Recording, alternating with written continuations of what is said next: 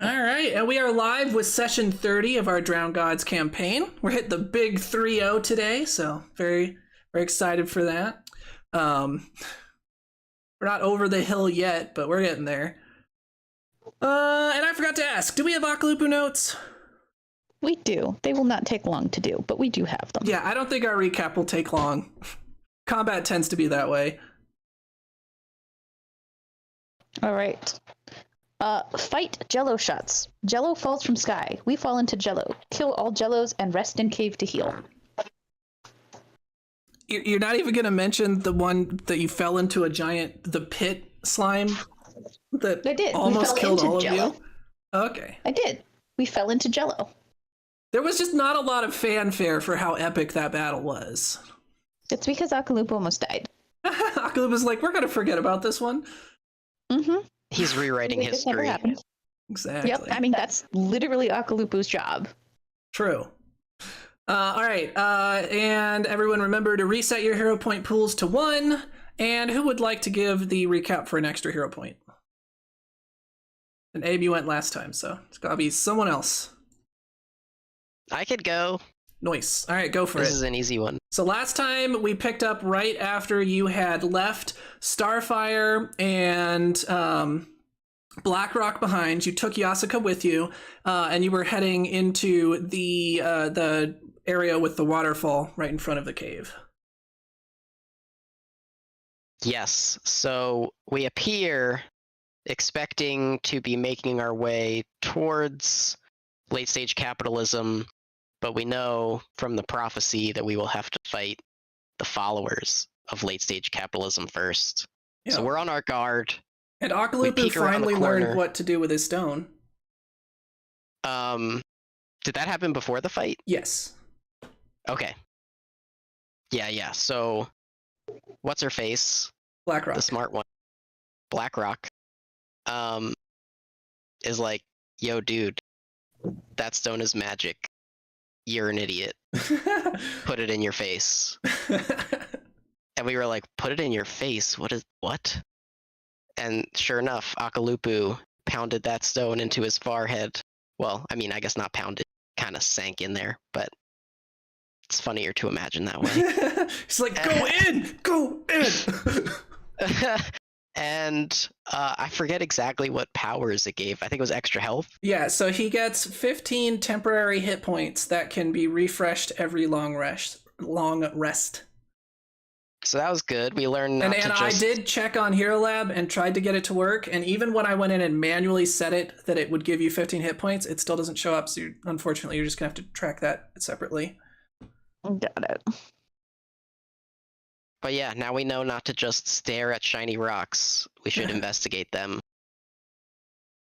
So not Akalupu, Pipiopi took the lead to start scouting since we were entering a clearing and it looked kind of suspicious.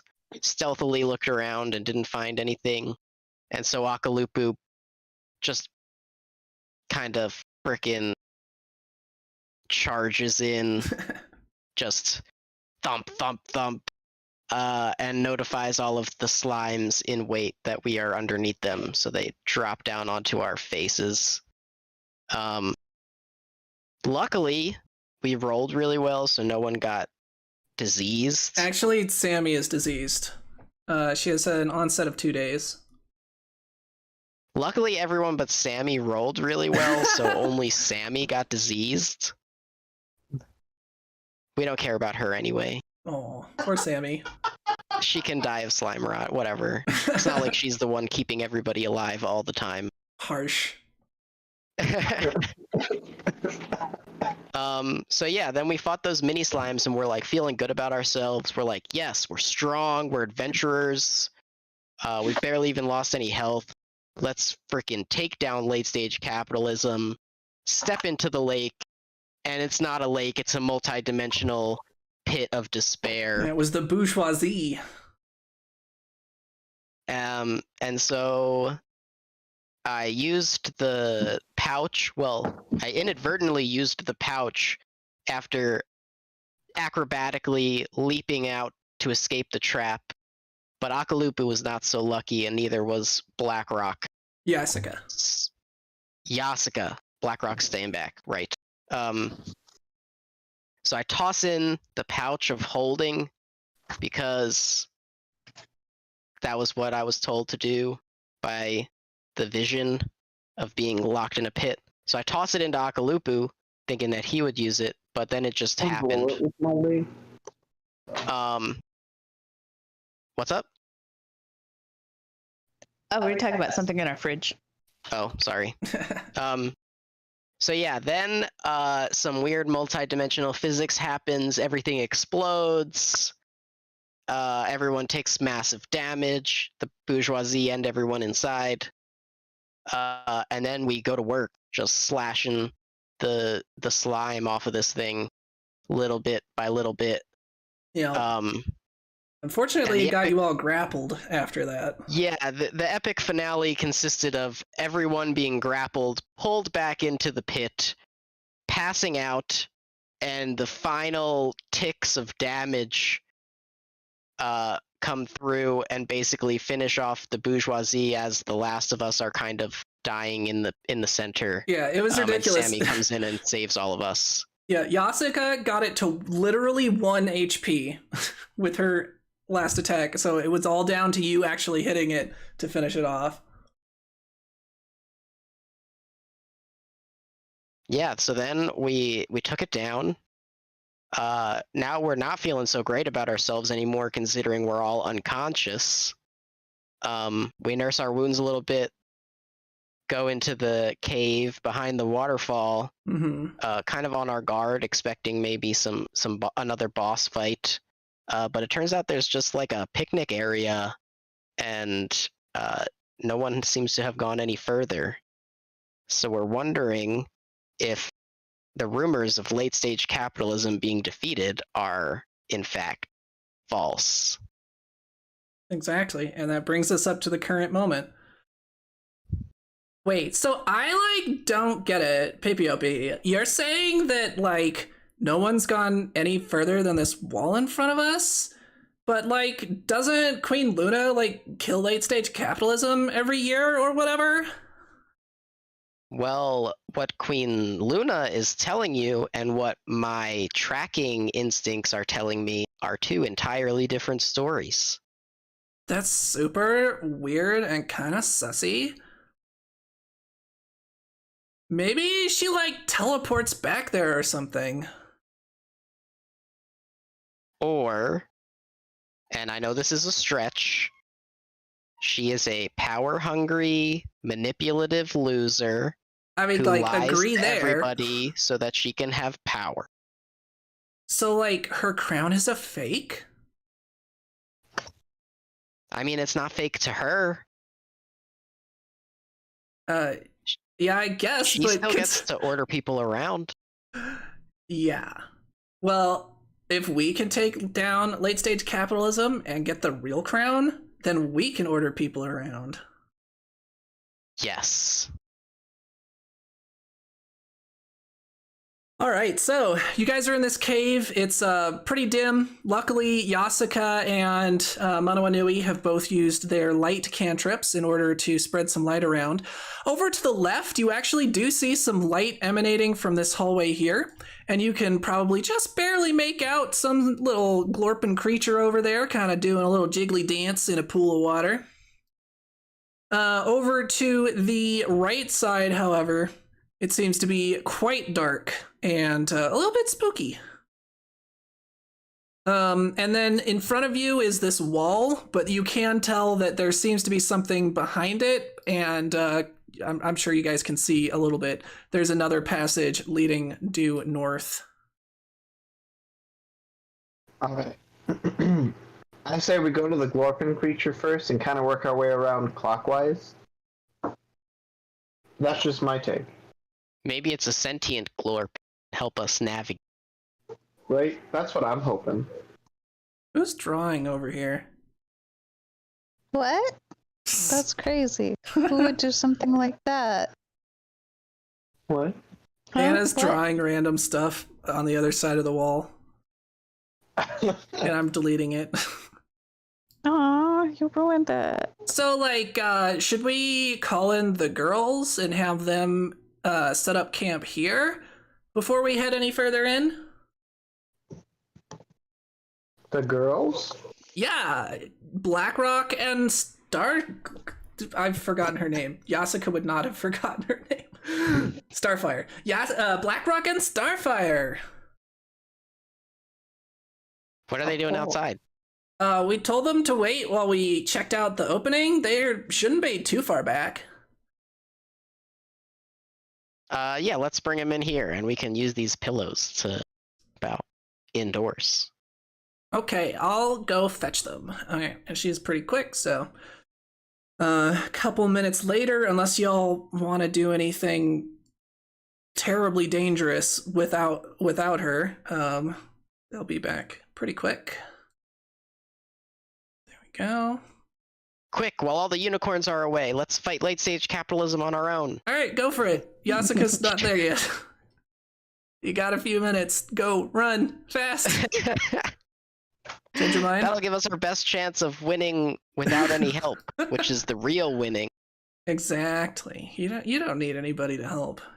Everyone knows you're not supposed to ask for help in battles of life and death. Exactly. Otherwise, what would you really learn? If anime has taught me anything, you get strong by letting people beat the ever-loving heck out of you repeatedly. That is typically how it works. Speaking of which, Molly's in Chicago right now, and she just sent me this picture of these custom Converse with Sailor Moon on them. Oh, that's probably real cute. They're so sick. Nice. They're pink and black and have Sailor Moon doing her, like, power pose. That's awesome. Anyway, just had to share that because they're so freaking cool. All right, so I'll see if I can figure out a Yasuka... way to send the picture to you guys. Cool. So Yasuka, Blackrock, and Starfire here now.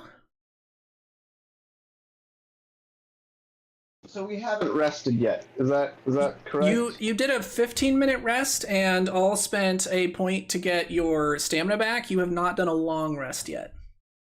Cool beans. I'll just re-add that damage.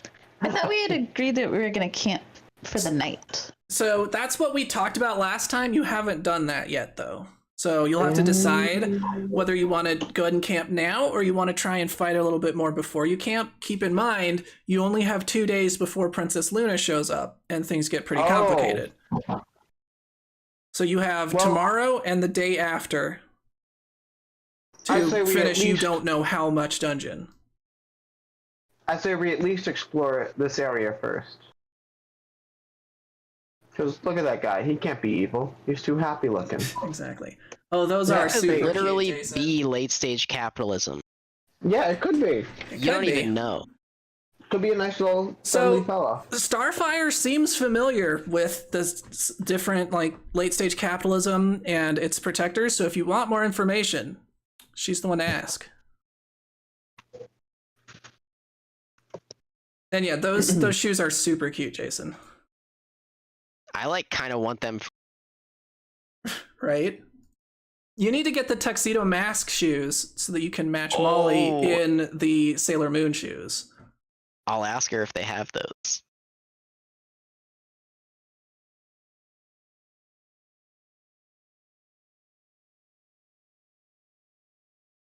Nice. I'd wear those. Y'all notice we're on the wrong chat. Oh, we're on general.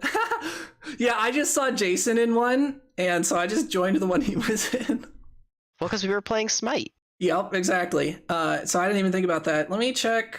Yeah, we're not showing up in OBS. Everyone switch over to Roll20 real quick. I was gonna say, I don't know if that makes a difference as far as like the recording. All right, much better. Now we're actually showing up in Roll20. Oops. Sorry about that, our one viewer who watches for 30 seconds and then leaves. Could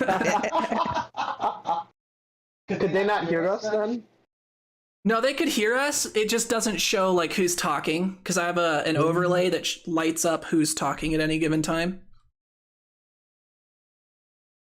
Is that you? Are you the one viewer? No, I'm the one viewer who actually watches the entire thing because I rewatch them before I run the game every day. That way I actually remember what happened. Random person who's like, oh, this looks interesting. Oh, these people are idiots. Never mind. No, yeah. I think they're mostly just like, oh, the GM is an idiot. Never mind, I'm out.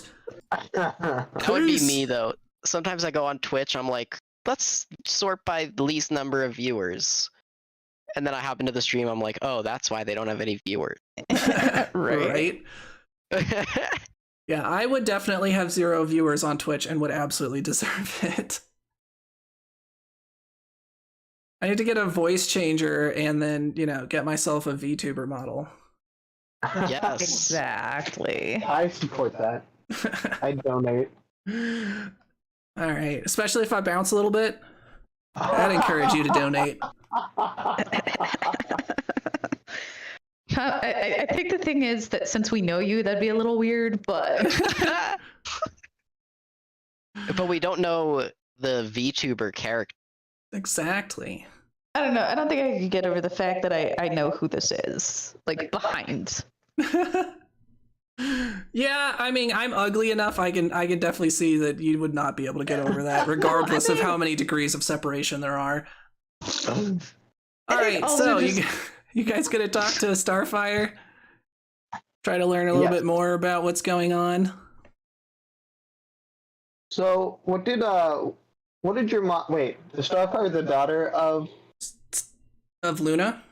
Yeah. Yeah, Starfire is the daughter of Queen Luna, who she sent you along to keep an eye on you, but she actually thinks her mother is an overbearing OCD just jerk and is kind of more on your side. I see. Allegedly. True. Allegedly. So have you ever been on one of these hunts with your mother before? No, I haven't really been on the hunts before because I'm not that great at fighting. But I guess eventually I'm supposed to take over my mother's position and would have to eventually. Has she told you anything about what you have to do to hunt late stage capitalism or?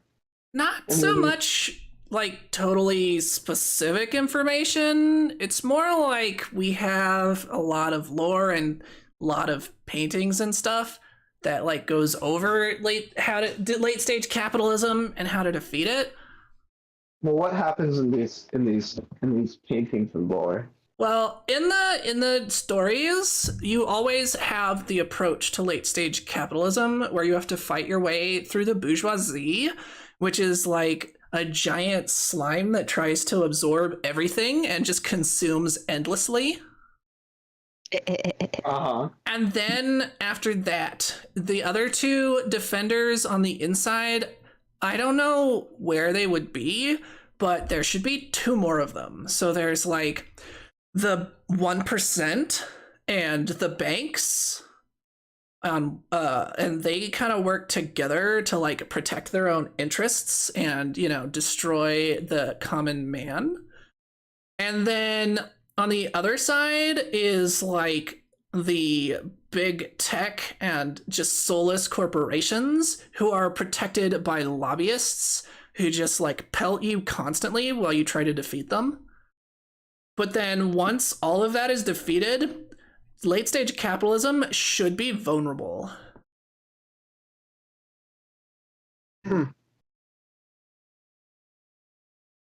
Well, thank you. You wouldn't have to know if any of them look like a happy little glort monster, do you? In the paintings I've seen, they all look pretty ferocious and kind of evil. So I definitely wouldn't describe them as happy glort monsters. Oh. Thank you for, If you're talking about that guy dancing over there on the left, he kind of looks like the 1%. Just like a giant monster with mace tentacles for its hair that just whacks the ever-loving heck out of people. Whacks the shoes out of you? Yeah, whacks the shoes right off you.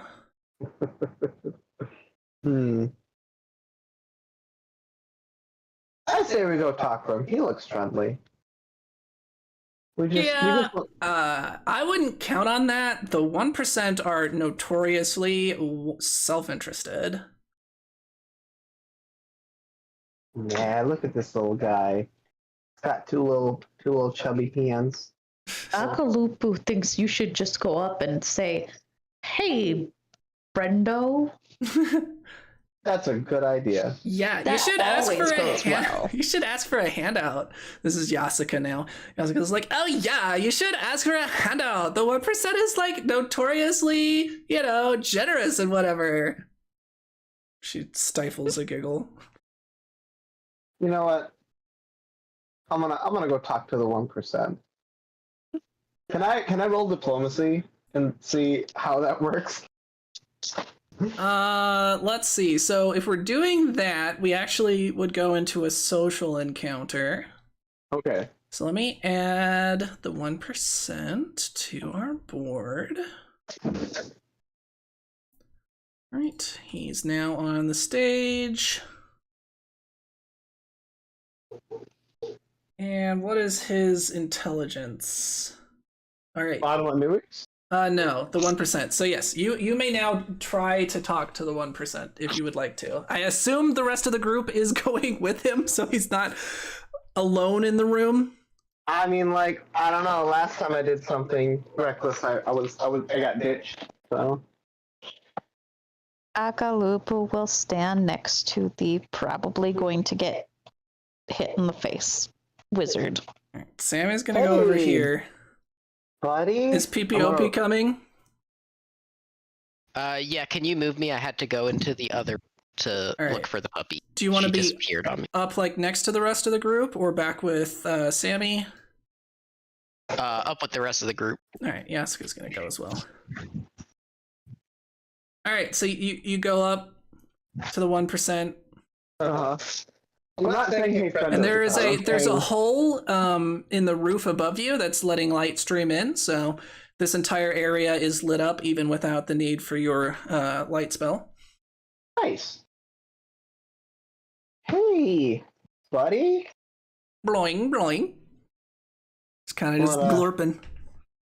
Is it kind of look happy? Oh, he looks very happy. I'm gonna smile. He's kind of whistling a little tune. And now I'm gonna. So do I roll diplomacy now, or like? Oh yeah. Just making weird noises. How Yeah, if you doing, want to roll little- diplomacy, you can. All right.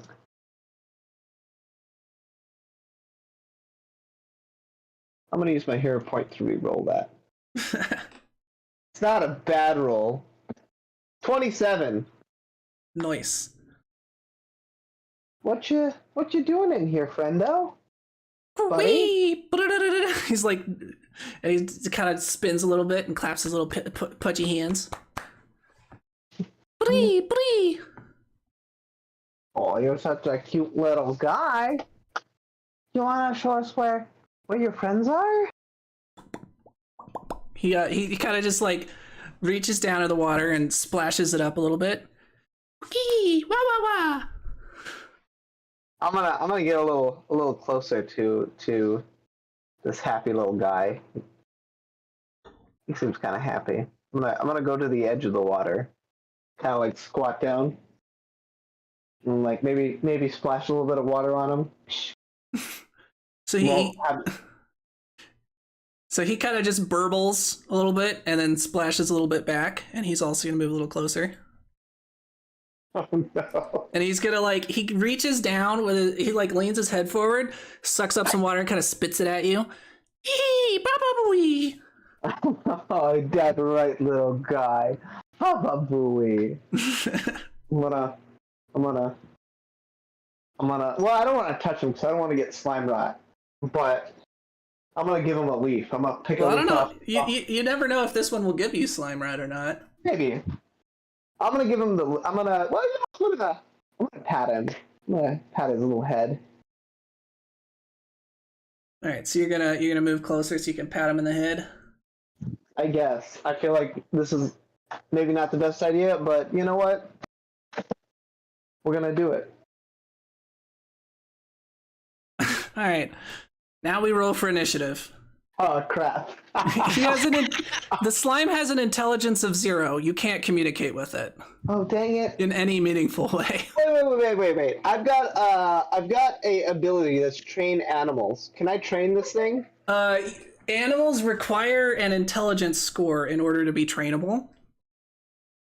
It has 0 intelligence. This thing is like, think of it's not so much as like a bird even. This is more like a slime mold, right? Like an kind of an autonomous living being that doesn't have any ability to actually learn or understand what's going on around it. It acts purely through instinct. Dang. So, yeah, sorry, but it is. If it had even 1 intelligence, I would have given you a chance to interact with it, but it has 0. It's like an oversized amoeba. All right, so is anyone using anything other than perception for this? Well, I was using diplomacy. I don't know if that. I'll give you that. In this case, I will actually give you diplomacy. For once, it makes sense. PPOP, were you skulking around the corners, or are you just using perception as well? Just perception. All right. So, let's confirm and start. All right, Agalupu. Unfortunately, you're not close enough, so you're like, this is essentially a surprise round, so only the slime and Monoanui are going to get to act this round. Oh, okay. That's your turn. The slime outrolled you, just barely, Monoanui. Dang it. So, it's going to do a full round action called Trample. So it strides up to double its speed and can move through spaces of creatures that are listed, of the listed size, which this thing is much larger than you, so it can trample all of you easily. Trampling each creature whose space it enters. It doesn't say it has to be in a straight line. The monster can attempt to trample the same creature only once in a single use of trample. I feel like that's obvious. The monster deals damage of the listed strike, but trampled creatures can attempt a basic reflex save. So what is its speed? It has a speed of 40. So it can go here, but it can't end in another person's square. So it's going to go there to get the most targets. And then let's see what this trample is. So reflex save from Monoanui and Akalupu.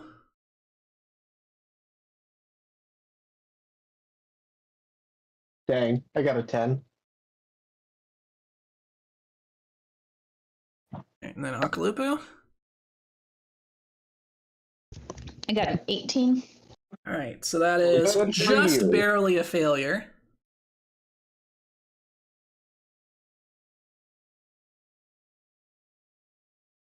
And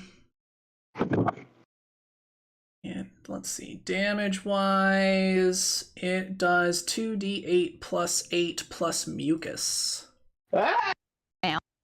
Also, I would just like to say I'm a little bit scared, considering that. Has anybody else looked at the name of this creature over in the feeder? What, that it's the 1% number 1? Yeah. That's just the way it added it. It's Okay. actually it spoilers, it is the only one. If you remember from Starfire's rant though, there was something with the 1%. I think it was like lobbyists and big corporations and I thought the big corporations in the library were the other one. I mean, I know the answer, so I'm not going to tell you. This is up to you guys to remember information that's given to you. Yeah, Akaloop was not that smart. All right, so first on Monoanui, that is going to be 10 points of damage, and then on Akalupu, it is going to be 7 points of damage. And Alright, so then also mucus. So creatures hit are coated in sticky caustic mucus. You take 1d4 persistent acid damage and a 5-foot penalty to your speed. I have a quick question. My stone is not recharged, right? No, because you have not taken a long rest, so your stone is not recharged. That's what I thought, but I just wanted to double check.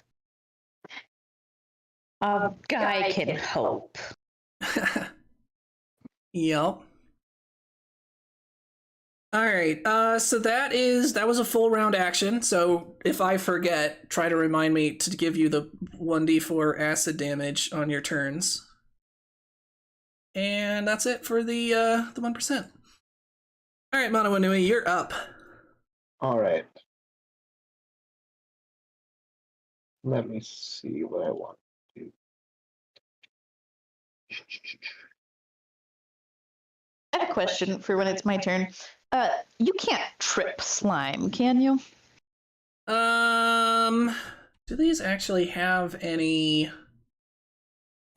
like immunity to that? I don't think so. Also, what does tripping do? Tripping means that the enemy is prone. I'm assuming you want to know what prone means. Will do. Yes. Let me look up prone. Here we go. Prone. You're lying on the ground. You are flat-footed and take a -2 circumstance penalty to attack rolls. The only move actions you can use while you're prone are crawl and stand. Standing up ends the prone condition. You can take cover while prone to hunker down. Blah blah blah. So that's what's important, is mostly just it'll have to take an action if it wants to stand up. It can still attack you while it's down, but it takes a -2 penalty to it, and it's flat-footed, which is useful for you. Nice. How do you roll trying to trip something? Do you have any abilities that specifically do it? Well, I mean, I have an ability that allows me to trip creatures up to 2 sizes larger than me. And luckily it is not so much larger than you that wouldn't work, so that should function. Which one is it? It's called Titan Wrestler, but like when I go into the details, it doesn't really give me any. Okay, yeah, you can attempt disarm, grapple, shove, trip. Okay, so yeah, just by the standard actions. Because there are certain weapons and things that also allow you to trip. So you're taking the trip action, which I assume is an or an athletics, one or the other.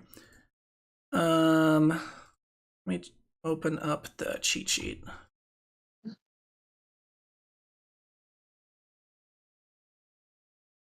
Fine, trip.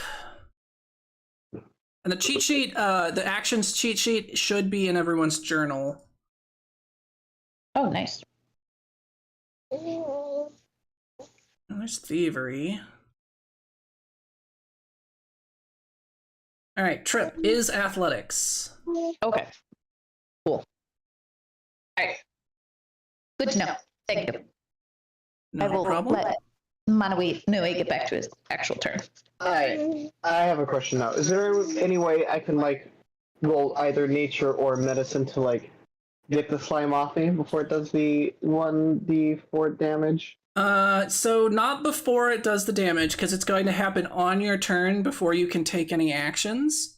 Yeah. But you can try to remove it afterward as an action.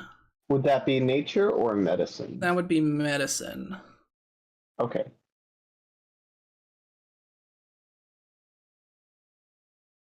Well, that's going to be my first roll. Wait, why can I not roll this?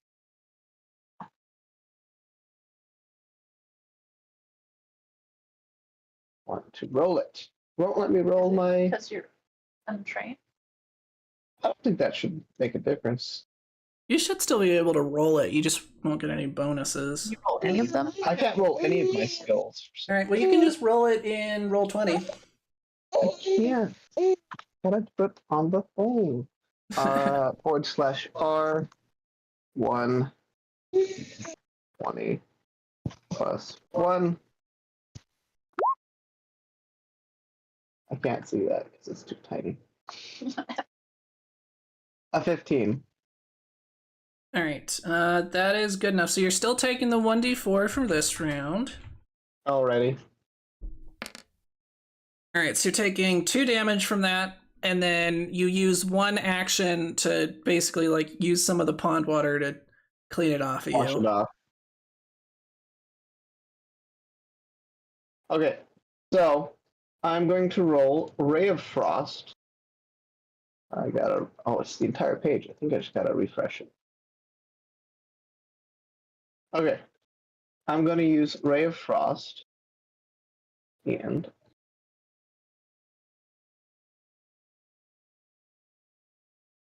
got a 24. Will that hit him? All right, 24. That does hit. And I got a 12 for damage. All right, 12 damage. I don't think it has any. So 12 damage.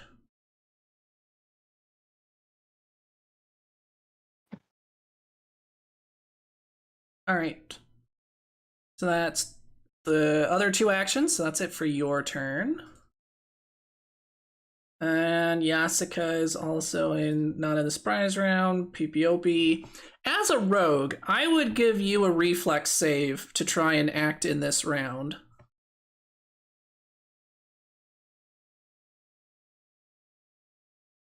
You there, PPOP? Yeah, should I roll that? Yeah. Flex save. Roll 26. All right, yeah. So that's definitely good enough. I'll let you act in the surprise round. Haha! Manawa Nui, don't touch it! See, I'm ready.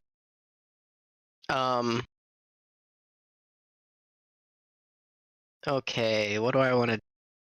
You have enough movement to flank with Akalupu if you wanted to. Say no more. Move, and then wacha wacha, double slice attack.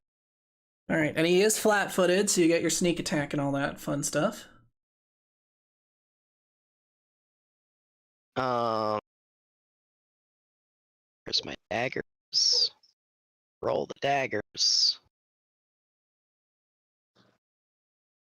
Oh yeah, that reminds me of a thing. So pretty much everyone except PPOP is using magic or natural attacks or other things where they don't have to risk breaking their weapons, which seems kind of unfair. So I'm thinking if you break your weapon, we should give that, kind of like in Breath of the Wild where when your weapon breaks, it does extra damage.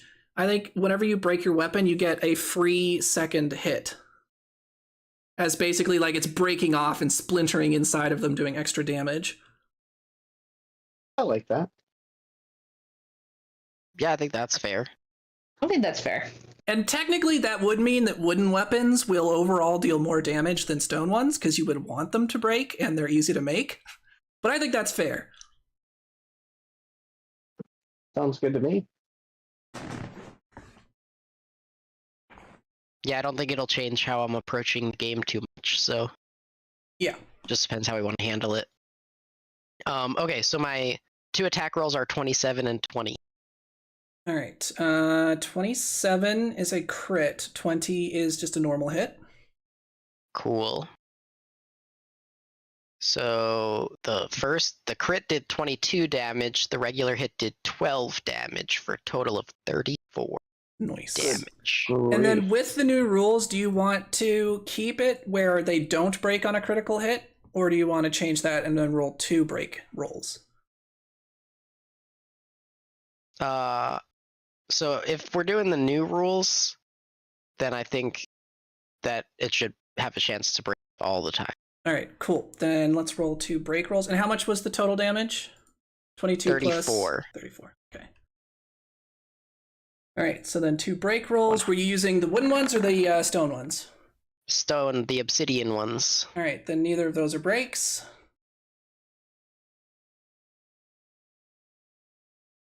And that is it for your turn. And then Sammy's turn, and she can't act. So now, all of this happens very quickly.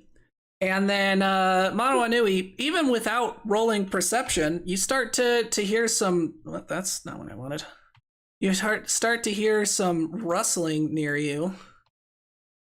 And... It's more glorpings! Nope, not glorping this time. Rustling. Oh no. And these guys appear. Yay. And I'm right there. So let me just go ahead and add banks to the stage. That's right, it was the banks.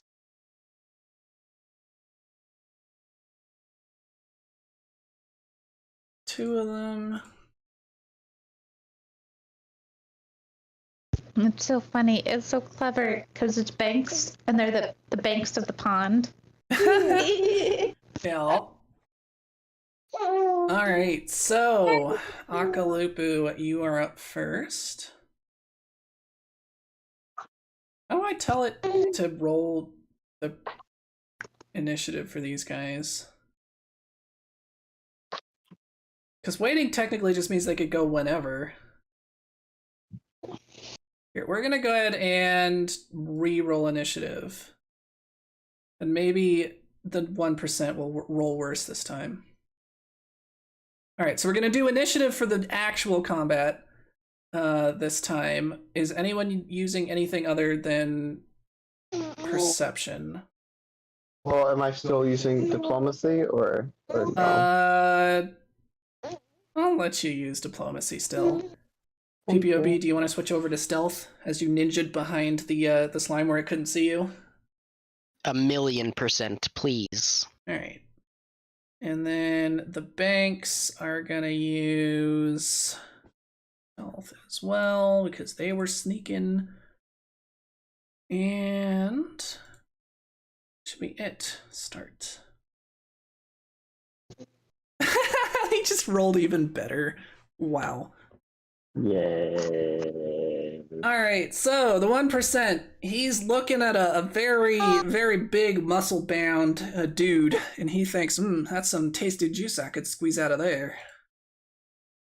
So it's gonna try to, Alright, that's honestly too much fun to not use, but maybe another turn. It's gonna try to hit you with its hair things. I'm scared. So, a 20, 26. Alright, and so 2 hits. For a total of 20 damage. And it's also going to put mucus on you. So you are now also slowed by, or you were already slowed by 5 feet. So you can't be more mucused than you were before. So, all right. So it swings its hair things. Unlike the rest of its body, which seems to be very soft and malleable, these have spikes sticking out of them that gouge into you and seem to almost be trying to inject you with its caustic mucus and slamming into you from either side. They do like discombobulate, boom, right on either side of poor Akalupu's head. Yeah, I would just like to say that my stamina points are already to 0 now. So this fight does not seem to be going well. We need to kill this thing quickly. I'm at 6 hit points. All right, so Akalupu, you're I don't up. want to. Keep in mind, if you want to hold your turn, it will rearrange you to be after Sammy and before PPOP. But if you want to hold your turn, Sammy can give you magic fangs. Nah. So like, it takes 2 turns to rage, right? No, it's 1 turn to rage. Okay. Well, I'm gonna take 1 turn to rage. And then I'm gonna try to trip him. Okay. So you're gonna roll acrobatics for that. Was it acrobatics or athletics? I thought it was athletics. I could be wrong. Let me look up trip because I'm not sure what the AC is, so I need to actually look that up first. All right, page 243.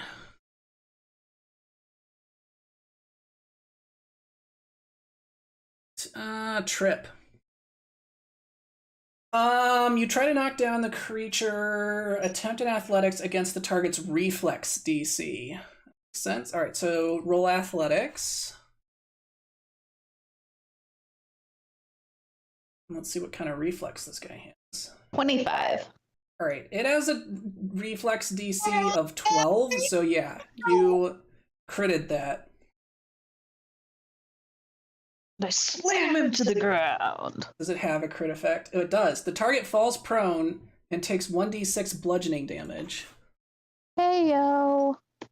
I will roll. I roll that, right? Yeah, and you're a big boy. I'm gonna say that instead you could do 2d6 bludgeoning damage, because you're strong. This is what I trained for with my big little bro. Good gracious, sorry.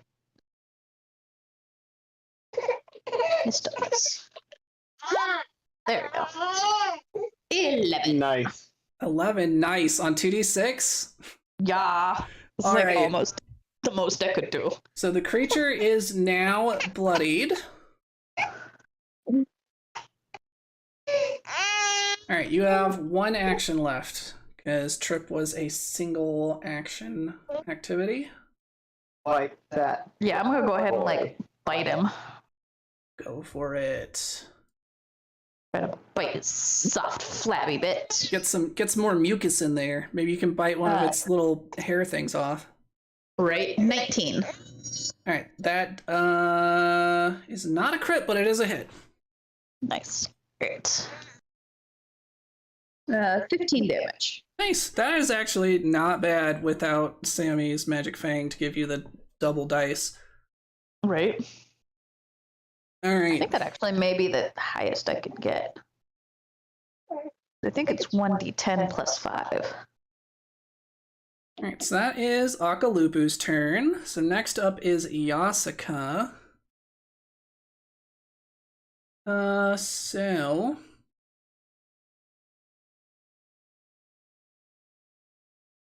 let's see.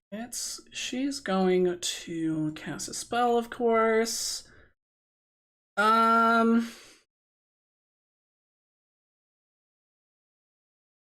does haste do?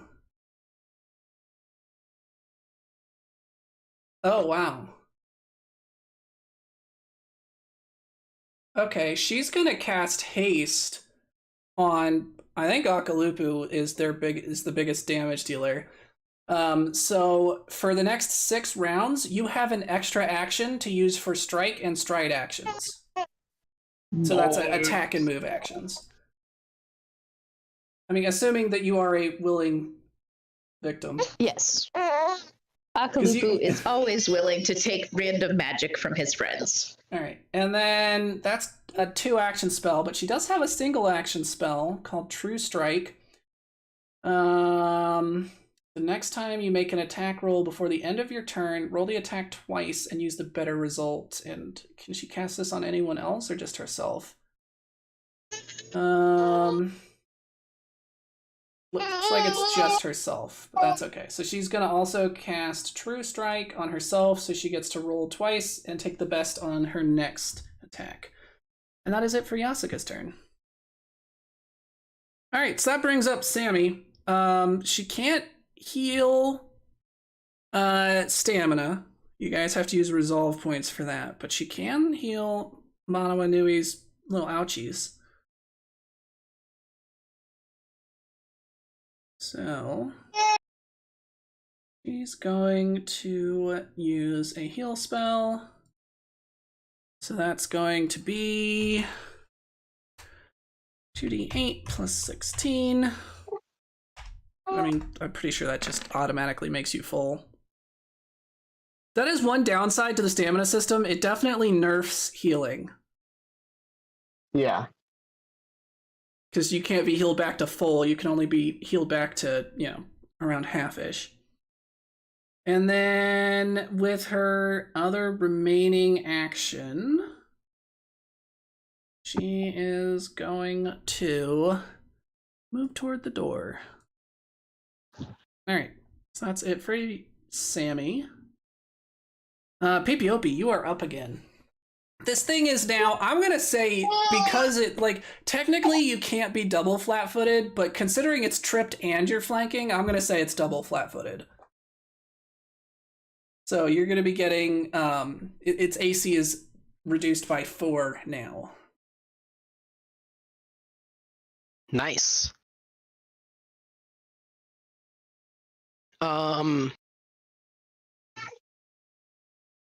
Quick question. Yes. Is it possible for someone to slip out the back door here and go fetch the unicorns? It would be. Keep in mind, both of them have said they are not good at fighting. You don't know really what that means yet, but they have said that. But they have unicorn magic, like... Yeah, if you wanna shout, Sammy, go fetch the unicorn, she can go around the corner to where she can shout for them, and then they can start coming over. And yeah, because Sammy just used the heals, so next round, I think that'll be good use of her time, but not my time. And you can speak for free. So if you want to talk to Sammy, go for it. Yeah, I'm gonna say, Sammy, go get some backup. Okay, I'll fetch them. And I'm just gonna do my triple combo. Murder, murder, murder. All right. So my 3 attack rolls, 25, 21, 13. All right. The first 2 are crits. The last one is just a hit. Pretty good. Pretty good. So my damage rolls, 18, 14, 13. All right, so that's 30. Damn, that second crit sucked. Right. So that's 40 something. That's 32, 45. Nice.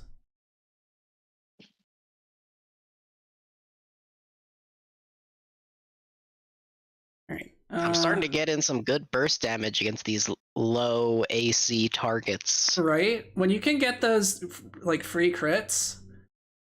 All right. And then go ahead and roll your break chances. You only have 2 stone daggers, so one of these is a wood dagger, at least. Well, isn't one of them a second swing of the same? Oh, true. You're right. dagger? You're right, because you're holding them in either hand. Yeah. No, you're right. All right. So that one broke. We have our first break. So reduce your stone daggers by 1, and then roll an extra hit. Not a crit, just a standard hit. Just a standard hit.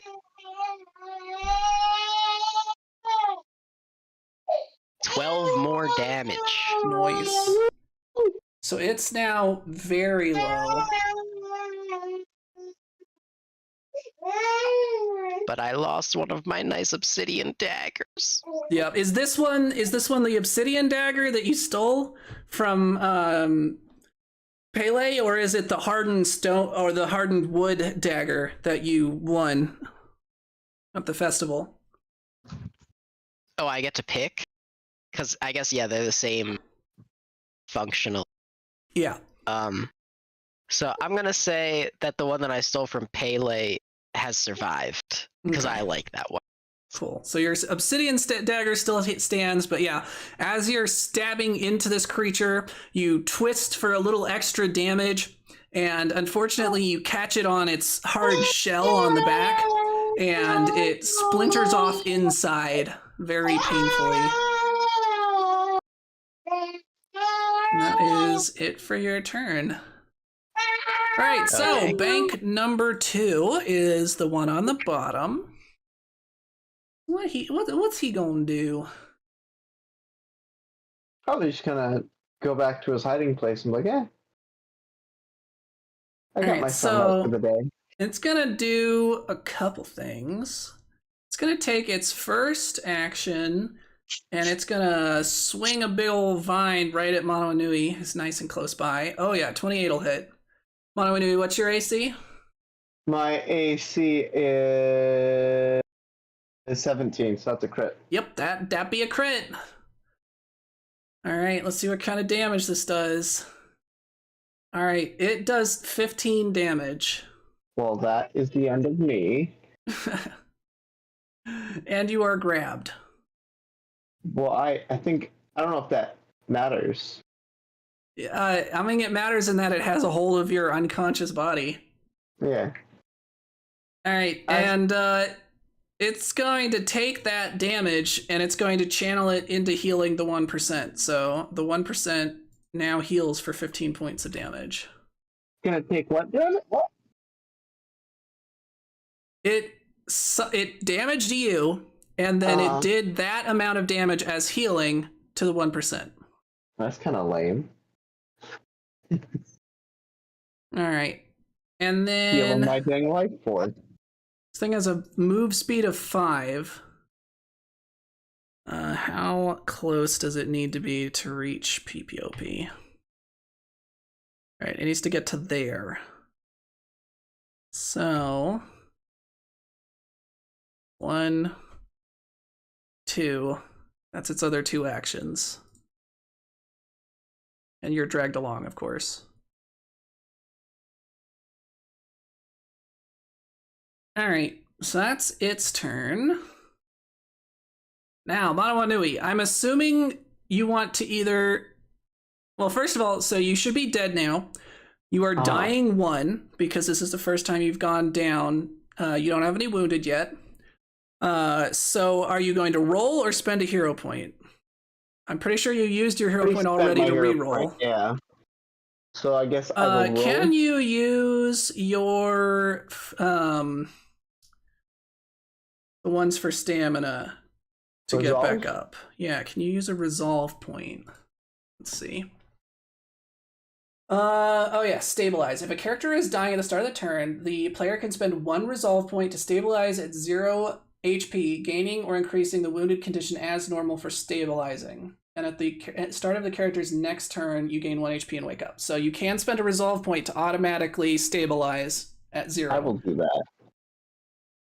All right, and then at the start of your next turn, you will wake up with 1 hit point, assuming that you're not hit again to put you back into the dying condition. And make sure you give yourself wounded 1, because unlike a hero point, this does not bypass the wounded levels. Where do I find that? Would that be under modifications? So stats? if you go under modifications and then Conditions? I would say conditions probably.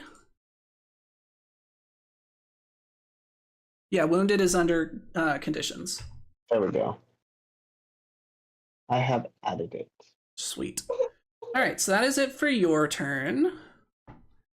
Actually, do you want Reginald to like peck at somebody? You could do that on your turn.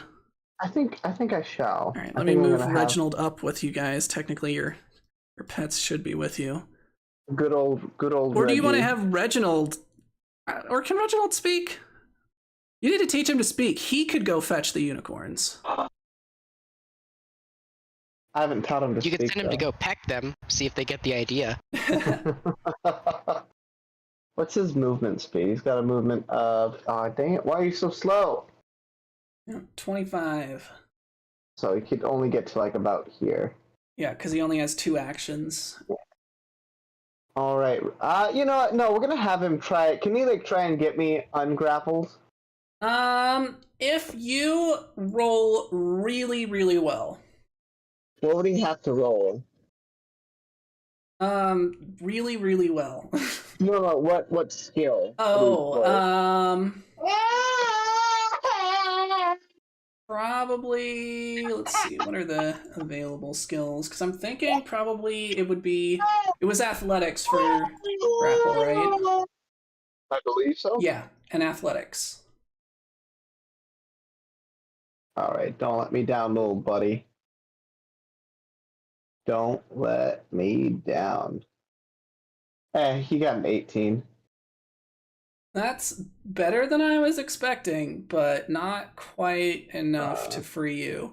But I'll say when you're conscious again, I'll give you a +2 bonus on trying to break free. If you try to break free. Well, he has no offense to him. So, I think we're going to have him. Uh.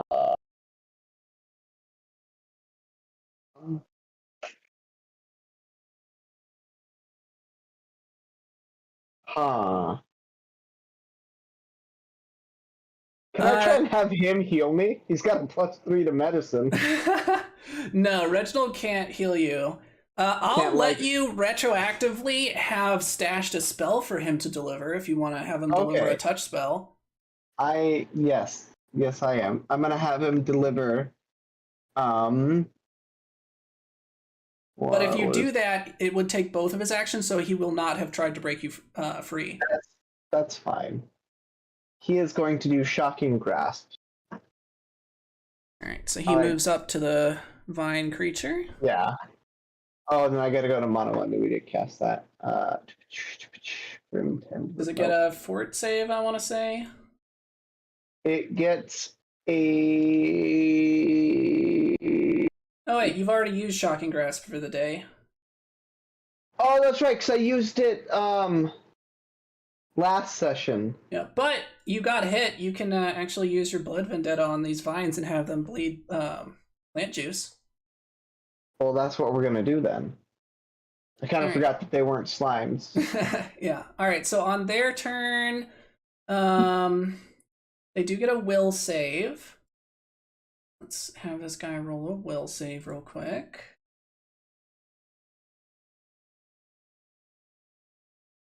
So it rolled a 10, so it definitely fails.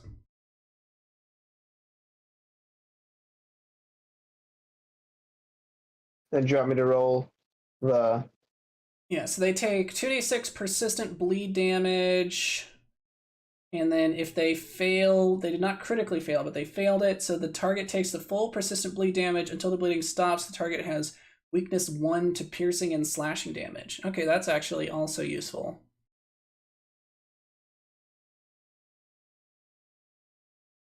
And then I got an 8.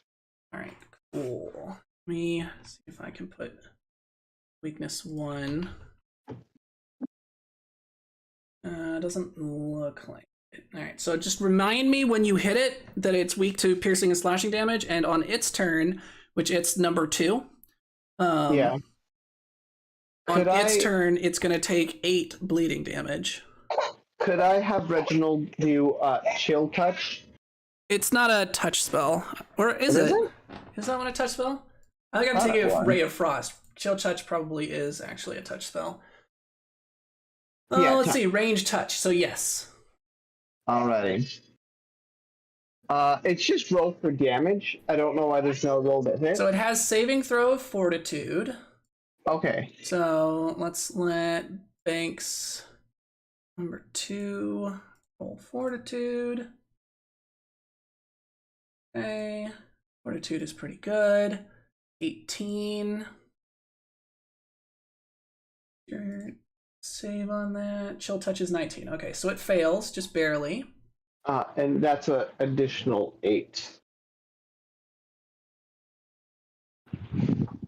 of negative damage. I don't know what that means. If but it's they got, were undead, it would heal them. Oh. Good to know. All right, so yeah, so it takes 8 damage. And plus the 8 bleed for this round, so that's a total of 16 damage, not 165. I like the second one better. All right, so it's now taken 16 damage, and remind me when it's its turn again. I'll try to remember, but remind me if I the forget bleed? to give it 8 bleed damage. All right, so bleed. now Banks number 3 is this guy up here. He can't reach anyone, so he's going to take 2 actions. Now can it reach anyone? Just barely can't. All right, so that's its entire turn is moving toward Yasuka. Dun dun dun. All right, it is now the 1%'s turn again. So it's gonna roll. Let's see. What does it want to do? I mean, it could be a jerk and use its ranged attack on Mono Inui to give him some dying levels. To be But fair, I do die on 5 instead of 4. Yup. And Not that I've had if I were playing to be effective, that's what I would do. But I'm not playing to try and kill the group, so he's not going to. He's not an intelligent fellow. Exactly. All right, so instead, he's going to roll 3d2s, and then 1s are going to be trying to hit Akalupu, 2s are going to be trying to hit PPOB. All Akalupu all the way. Nice. All right. Or Akalupu. So it's going to try to hit you with its foots instead of its head thingamabobbers this time. All right, so it's going to try to essentially just like trample you again, but without actually moving. All right. I think a 28 is a crit. Oh. Is that correct? Hold on, let me tell you, because she's got a kind of Klein bebe. Come on. I'll just look at the one on her computer. 15. So All yes. Right. So 1 crit, the other 2 are misses, thankfully. Ooh. All right, so Akalupu, you are going to take 15 points of damage. So I'll apply those. Hadassah is not happy about that. I don't blame her. All right, Akalupu. No. I'm assuming that you want to spend one of your resolve points to get half of your stamina back first.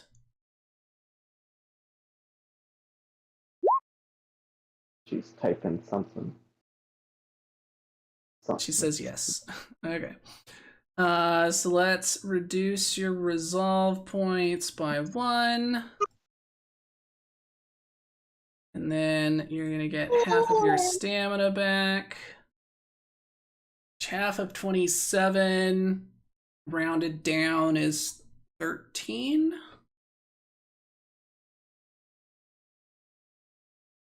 It's not bad. And then bite the thing twice. Yes, she says yes. All right, cool. So let's roll some bite attacks. Jaws here.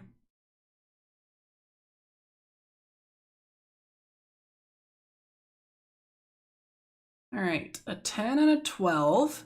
Because it is both tripped and down and flanked. Those are both hits. So that is a 13 and an 11 for a total of 14 damage. Let me actually... what the heck is this thing doing? Act. Oh, I forgot to say everyone that it was the next round. That's why it wouldn't let me have anyone act. All right, that one rolls. So then it was a total of 24 damage. Do the 1%. And that is just enough to kill it. You're lucky that Vine didn't get a chance to heal it anymore. If the other Vine had gotten to Yasuka and done healing, it would have definitely survived. That's really why I'm so weak. It's so that they can't take my... That was the other problem. It couldn't hit you again, so it had to just move toward PPOP. Because it didn't have any more hit points to steal from you. So I think what you mean to say is thank you. Alright, so Yasuka's gonna go. So she has True Strike. Oh, Akalupu has another action because of the spell that got put on him. Wait, wasn't I getting attacked at some point? Or did they miss? No, it rolled all ones, so it was only hitting Akalupu. Okay. Because 1s were Akalupu, 2s were you. Okay. So Akalupu, he thinks you've got this other slime to save. Well, actually, no. Manawanui is in danger. He's gonna come over here so that he can. What's his speed? 25. Yeah, 25. How far can he get? 25. We'll get him here, and then he can be set up to flank with PPOP next round. So he's gonna do that. Alright, so that's all of Akalupu's actions now. Can I charge the bank? Sudden charge. Let me see. Sudden charge. Sudden charge is a two action move, so no, unfortunately you can't charge the bank with the one action you had remaining. All right, so that is Akalupu's turn. Yasuka is up. What does she want to do? She's going to cast Flaming Sphere. Which she has heightened. 4d6.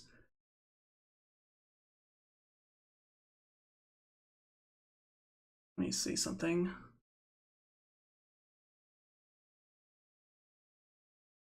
Yeah, I think that's what she's going to do. All right, so Flaming Sphere. She's going to create a sphere. What's the range? 30 feet.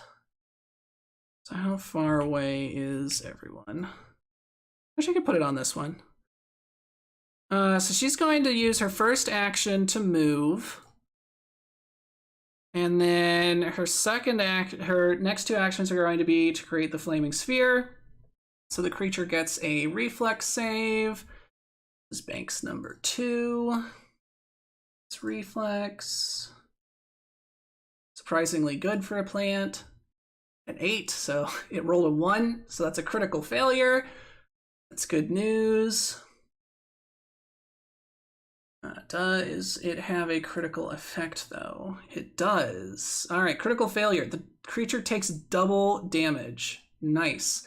All right, so it's going to be taking 8d6 damage this first round. Oh, dang. Let's go.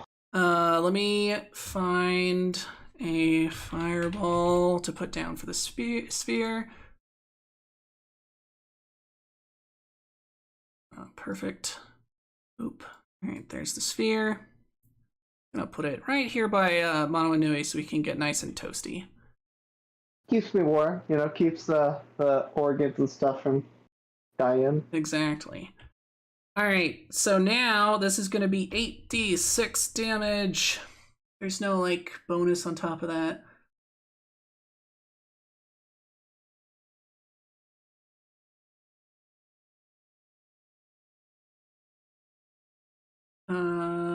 No. So just 8d6 damage. That's still quite a bit.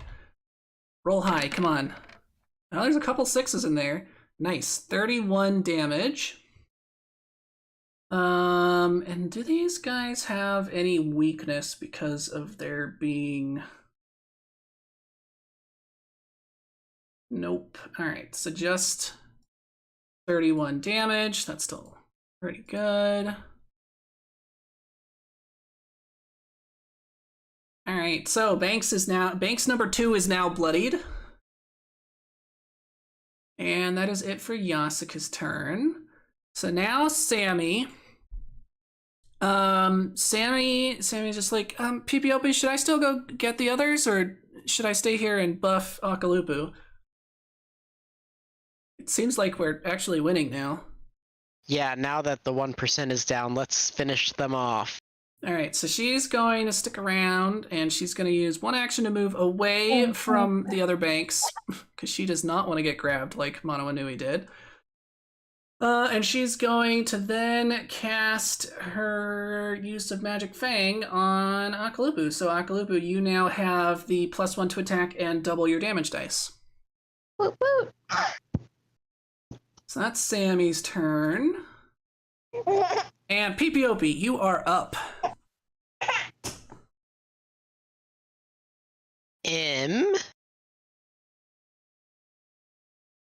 I'm going to. Okay, so question. If I fire my ranged weapon and then I move into melee range and use my melee weapon, do I get to use my first attack roll for both of those? No, so it's per turn. So your melee weapon would be the first attack roll, or your ranged weapon would be your first attack roll. Your melee weapon would then be a second attack roll. So it would be at that lower number. Dang. Okay, that's a silly plan then. Let's just go in and kill it. So I'll move and then double dagger, although now of course, one of them has to be. And of course the line goes through it, so you're good for flanking. I don't think I actually have a second dagger anymore, actually. I don't think What'd you do with all your wood daggers? I assumed that you've been carrying at least a few of them with you. They're not in my inventory. I think I ditched them. Alright, well, fair enough. I was feeling invincible. So you can still attack twice with your one dagger. Oh, I can't. Let's do that.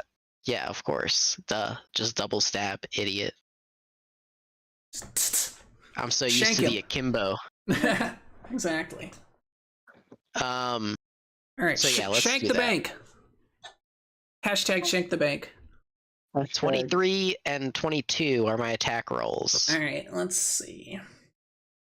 So neither of those are crits, but he's flat-footed. So 23, was that the highest one you rolled?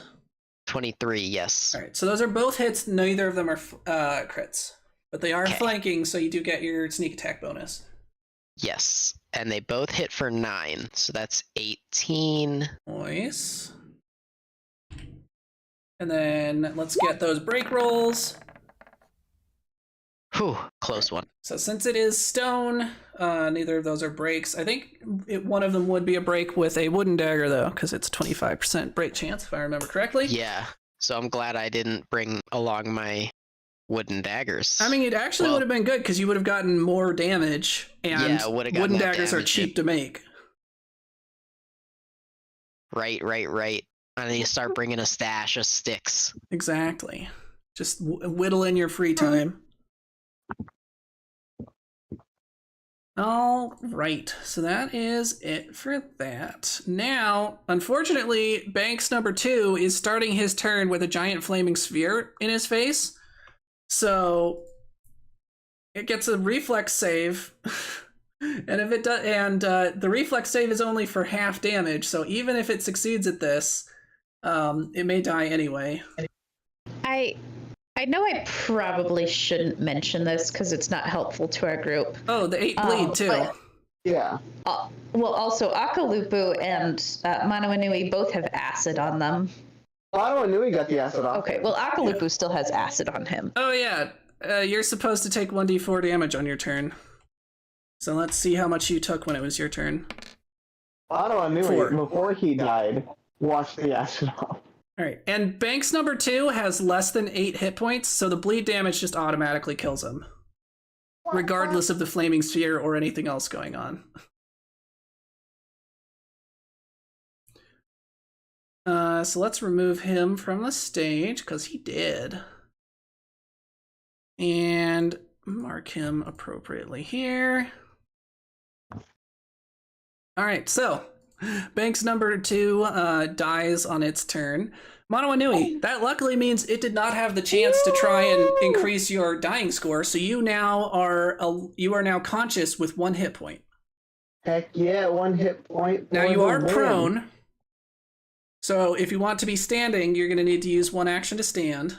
No, I think I'll just chill down here. I think I might use a resolve point. Yes, that is a good idea. I'm going to use a resolve point to get half my stamina back. That'd be rounding down 4. Correct. And then we're going to take 1 more resolve point damage. And then we are going to cast Grim Tendril. Alright, can you cast while prone? I think so. I think you just still take the -2 to your hit.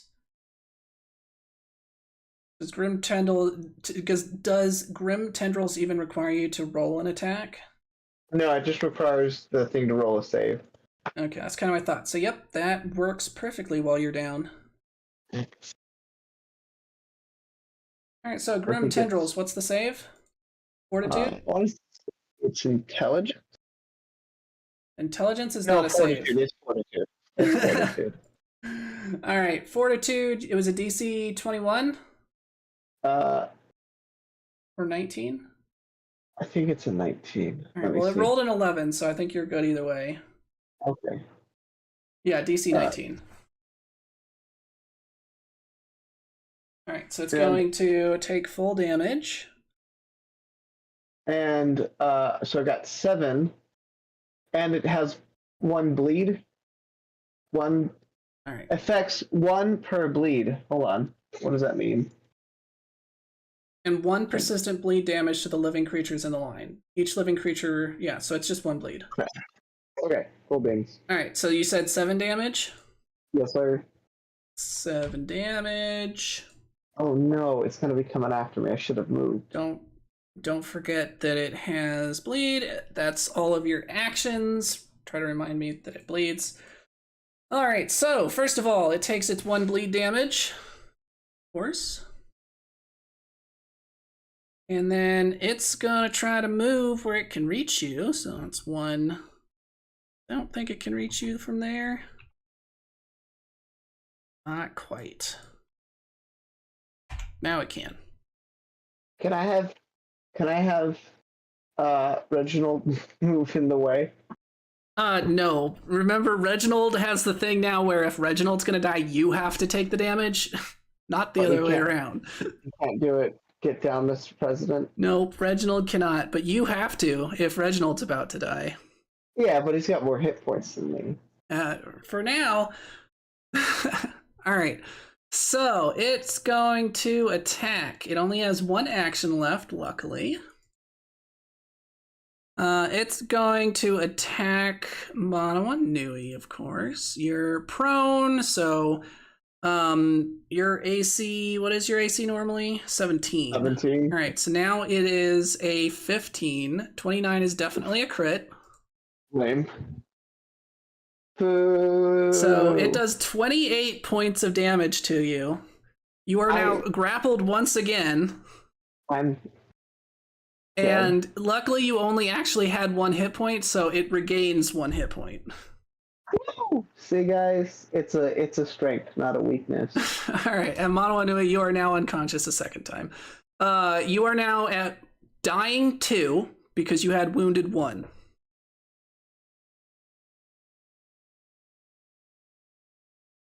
All right, and that is it for its turn. All right, the 1% is dead, so I should actually just remove that from the stage. Akalupu, you are up. All right. First question. How far is striding? Striding is your movement. So in your case, you have a 25 speed as a human being. Okay, so if I wanted to do a sudden charge. Yeah, so a sudden charge is 2 actions. You move twice your speed.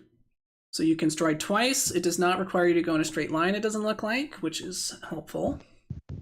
And then if you end your movement within melee reach of at least 1 enemy, you can make a melee strike against that enemy, which the bite would count as a melee strike. And we don't care about the rest of those things. Okay, so I guess my question is, this would only be useful if it's like too far for me to reach normally, right? Because if not, I might as well just take a move action and then attack it. Yeah, so basically, if it's past 1 movement, normally you would have to stride twice, so that's 2 actions, and then do an attack. If it's close enough that you can hit it with this sudden charge, you could use 2 actions to get a hit, and then use your 3rd action to hit it a second time. Okay, so yeah, like if it was like past, like there. Yeah, now, yeah, exactly. Okay. So you would be better off using a stride action to go up past it, so you can flank on the next turn, and then you have 2 actions remaining to trip, to attack, whatever. I've got 3 actions, right? Because of the. Oh, right. Exact. Yeah, Yasuka gave you haste, so you still have 3 actions. You're right. All right. Well, then I think I'm just gonna do that and not use charge. Oh. Wait, go up. It's eating you. Right in his face. There.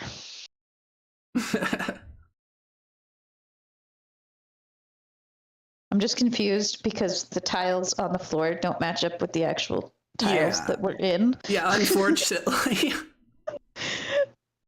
Anyways, it's okay, off so by half a square. It is, and so I keep being like, oh, I can just go in this tile. It's like, oh, nope. Okay. Yeah, and then I'm just gonna bite it a bunch. All right.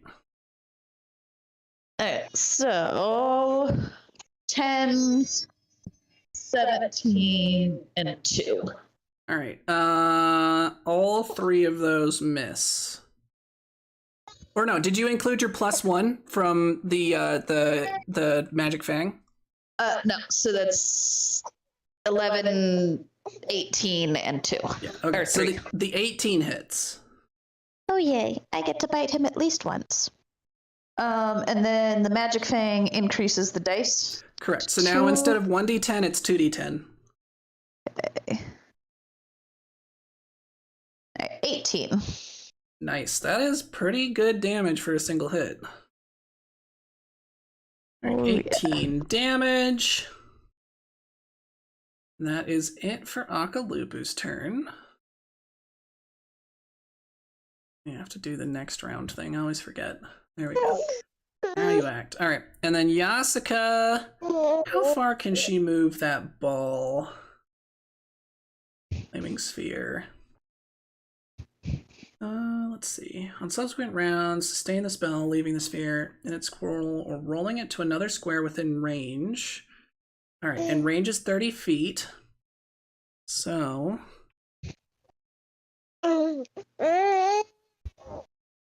And luckily it only does damage at the square it ends in, so you're safe from being hit, Mono Anui.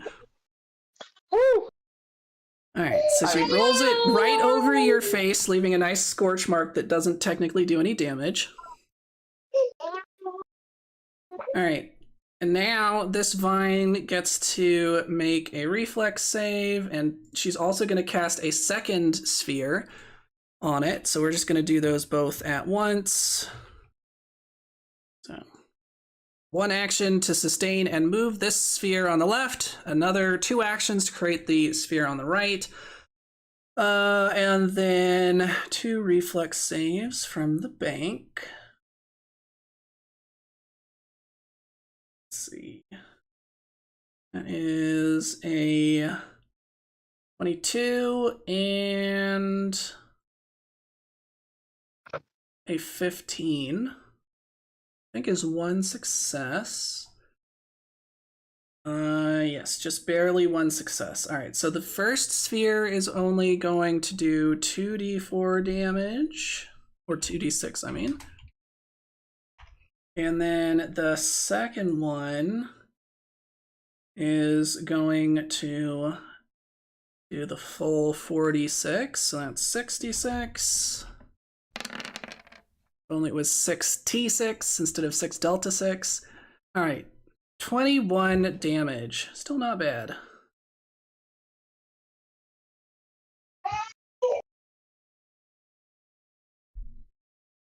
All right, so the bank's number 3 is now bloodied. That's Yasuka's action. So now we have Sammy. Sammy is going to use her second heal spell. And you are now at full health again, Mono Anui. You do still take the wounded, unfortunately. I'm not wounded too? Or wait, wounded goes away when you reach full hit points, I think. Yeah, so wounded, you are now not wounded. because you have reached full hit health, which I guess is an upside to the fact that your health is lower with the stamina system.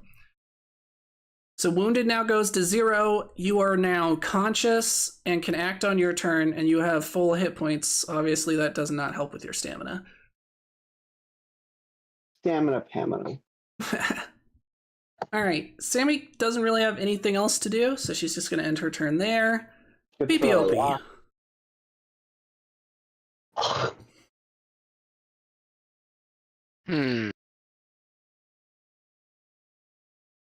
Would they be flat-footed if I were, like, here?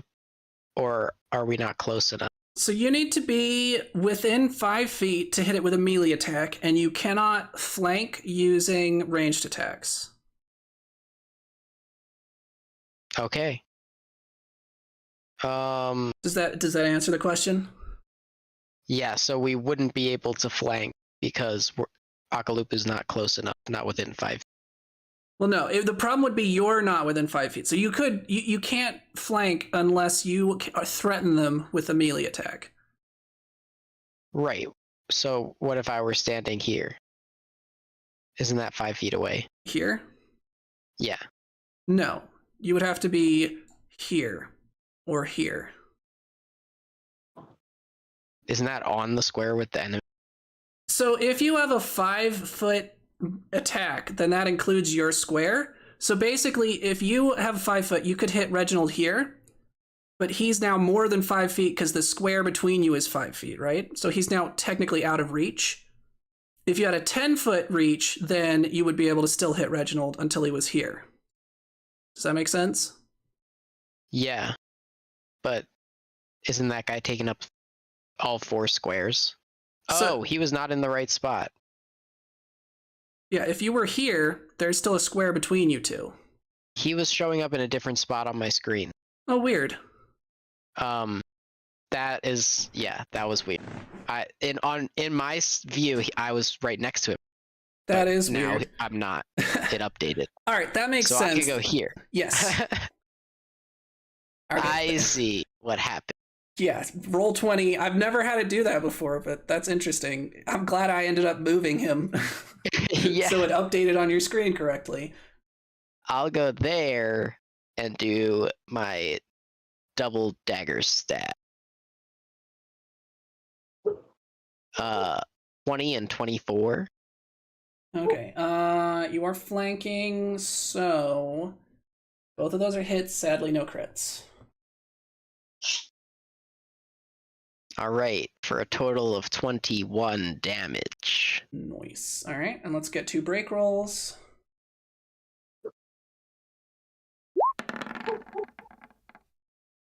All right, No! So your dagger has broken. Roll another attack. Spoilers, it has 1 hit point, so you kill it. And that one was an 11. Nice. All right. But there goes my second stone dagger. Yep. You're down. I mean, you're technically out of daggers now because you decided, who needs these wooden sticks, and threw them out. Yeah. You might have to borrow Amano Anui's wonky stick that he never uses. I have used You used it once. It was useful. All right, but that finally does kill off the last of the banks. Feel like Thomas Jefferson. Nope. What's his name? Who's the 4th president? 5th president? Garfield. I don't know. Andrew Jackson. I'm I feel like terrible at Andrew that. Jackson. There we go. Wasn't Jackson the 8th president? I think he was, actually. Because I forgot that. Who's the guy who comes after Madison? The 5th president is Madison. Who's No, Monroe. Monroe? I forget about Monroe because didn't really. I mean, like he did a lot, but like Yeah. Andrew Jackson is the 7th president of the United States. That's right. No, I was close. Because I always get I always forget the guy between Monroe, who's between Adams and Madison. Hey, you're doing better than me. I don't remember pretty much any of them going back much before I was born. Like I'll recognize names, but that'll be about it. I know the big ones, like Lincoln, 16. Lincoln Andy- Logs. Andrew Jackson destroyed the Federal Reserve. That was like one of his things that he said. He said, "I killed the bank." That's a quote from him. Nice. All right, so you guys are victorious. Everyone is still breathing hard. Starfire comes in and says, "Oh, you guys totally killed them. Are you doing okay over there, Manawa Nui?" Never better. Wasn't even a problem. Yeah, luckily you have all your hit points back. So other than all of the blood drenching you, you're unwounded. Yeah. Definitely hasn't died 4 times today or anything like that. Look, I am unscathed. Do you see any marks on me? Hey, there's a reason that you have boneyard lore. You are deeply connected to death at this point. You have had multiple out-of-body experiences where you're halfway to the light before you get dragged back. Halfway, come on, guys. I'm getting a little tired. Let me go. All right. Well, that is the first of the evil slime's supporters dealt with. I guess these must have been the 1% and the banks. It was. Now that you say it, they did look awful banky. So she goes up to the water, and then she produces a small crystalline vial from her satchel, and dips it into the water, and then caps it, and then coming back over to PPOP. Here you go, PPOP. You will need this to defeat late-stage capitalism. Thank you. I accept anything that will help me defeat late-stage capitalism and its evil, evil tendencies. Yeah, these things are totally gross. So, what do I do with it? Not very smart either. When you're fighting, pretty much you just have to have it with you. It's the tears of the 1% as they are eaten alive by the poor. So are we the poor? I was gonna say, wait a second. I guess technically you qualify, because Yasuka was telling us about how you don't have any bits, and it's kind of been awkward a couple of times. Yeah. Yasuka's We are poor. I never really thought of money. If we're talking about people eating the rich, I think that makes Akaluku the poor. I don't feel poor because I've never had money. Yeah, Yasuka comes up behind you and is like, "Don't worry, PPOP. You are totally rich in the ways that it matters. All of this nonsense about the economy and whatever, who even cares?" What is this economy? See, exactly. You and I are a whole other breed. We just do whatever we want, when we want to. And when we need something, we get it. So the opposite of late stage capital, early stage capital. Probably, maybe, I don't know. You're asking the wrong unicorn.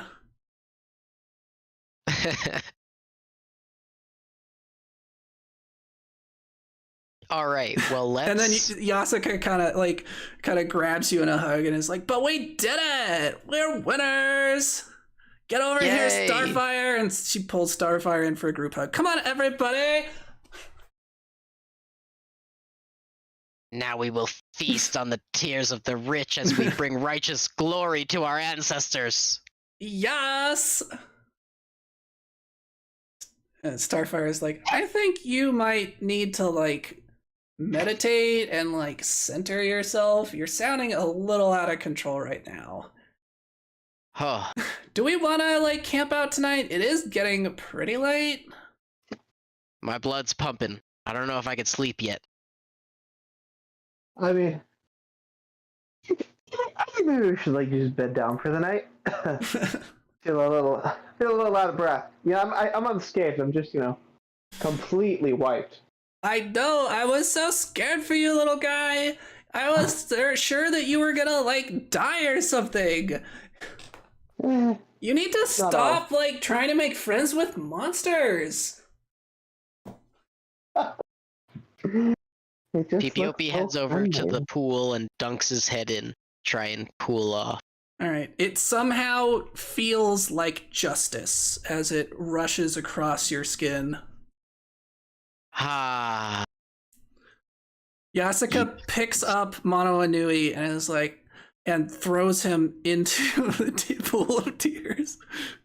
Ah! You're covered in blood and weird goopy stuff. Hold still so I can wash you. Mono is gonna like struggle. Like how like a little kid struggles when you're giving them a bath. That's what he's doing.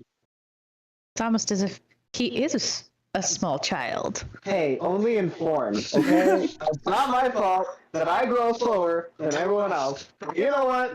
One day you're all gonna be dead. All right, and Yasuka is definitely gonna go into human form and wearing nothing but a towel, do the whole like Japanese thing, like washing Mono Anui's back. Starfire and Sammy are gonna get embarrassed and leave. Mono Anui's embarrassed, but I don't think he can leave. No, Yasuka's got a hold of you, and yes, you are definitely very embarrassed. Really, I'm fine. I can wash myself. Oh no, you can't! Don't be silly. Your elbows don't even bend that way. See, and she pulls your arm, and it kind of hurts. Oh. See, I told you. Now let me wash your back. Akalupu is cleaning off the goop and... Akalupu is washing himself? Well, he has poison acid on him, so yes. Oh my gosh. Also, there's a fairly attractive woman in the pool, and he's going to get behind her and be like, oh, are we doing a bath train? Akalupu will join bath train. Yeah. And starts washing her back. All right. What's PPOP up to? PPOP says bath train. All right. And goes and washes Akalupu's back. All right, and we'll skip the rest of the fan service episode. But you can imagine how it goes. I'm sure that eventually you convince BlackRock and Starfire to join in as well. That way there's 3 boys and 3 girls. Wouldn't boy, have girl, it any boy, other girl. way. Poor Sammy.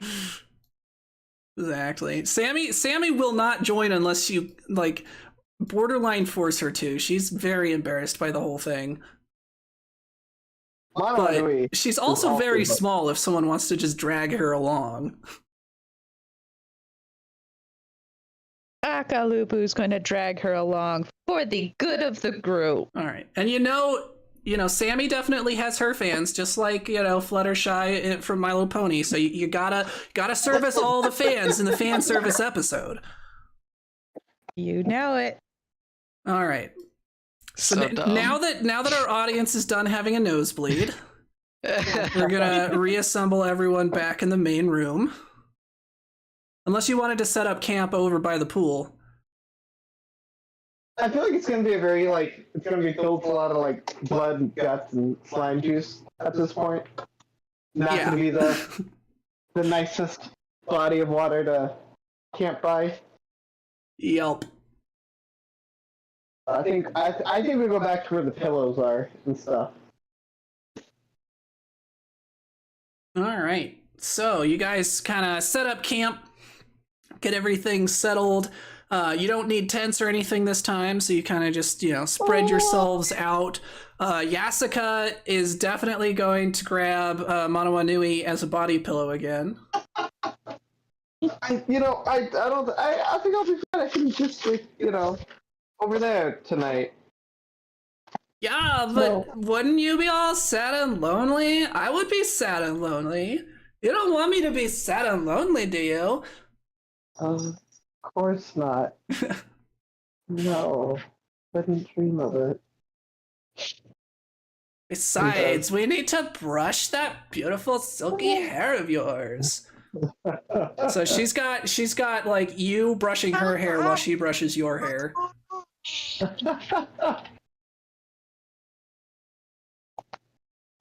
This Monoanui has quite flowing locks. You've got some hair. You know, it's not like crazy long. It's not like Pipiopi in his horse form where it goes, you know, like 4 feet. Just average hair. Akalupu. Monoanui's gonna look at the brush for a while though. He's like, what the heck is this? It's like, I gotta get me one of these. Akalupu is scraping a sharp rock across his head to shave off the little bit of hair stubble he has. There you go.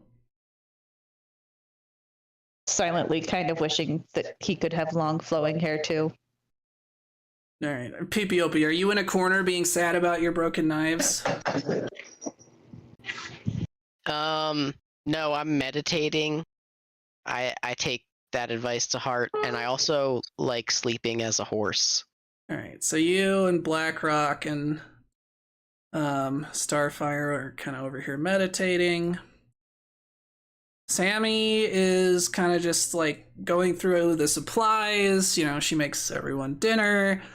I'm assuming you probably just use this wall in the middle as a divider for eating dinner. Yeah. We wouldn't want to break any copies. Well, Yasuka is gonna take some convincing. But I wanna eat with you guys. Why are you being so weird? I think it'd be best if Ethiopi described the actions. Had some close encounters. Yep, Pipiopi, Monoanui is saying he won't eat with me. That is because Monoanui is right. Okay. I mean, that's not something that happens very often, but like, how is he right? Because if he were to eat with you, he would get struck by lightning. That's what happened the last time that I angered gods. No, the last time you angered the gods, a projection of your uncle showed up, and every time you relaxed, he'd hit you with a stick and go, "Shame!" Whack. Oh, that's right. That happened in the spirit world when you ate in front of the bunny lady. Oh yeah. I just leave that part out because I don't. That's a lot want of to explain that. Yeah, to fair. her. Fair enough.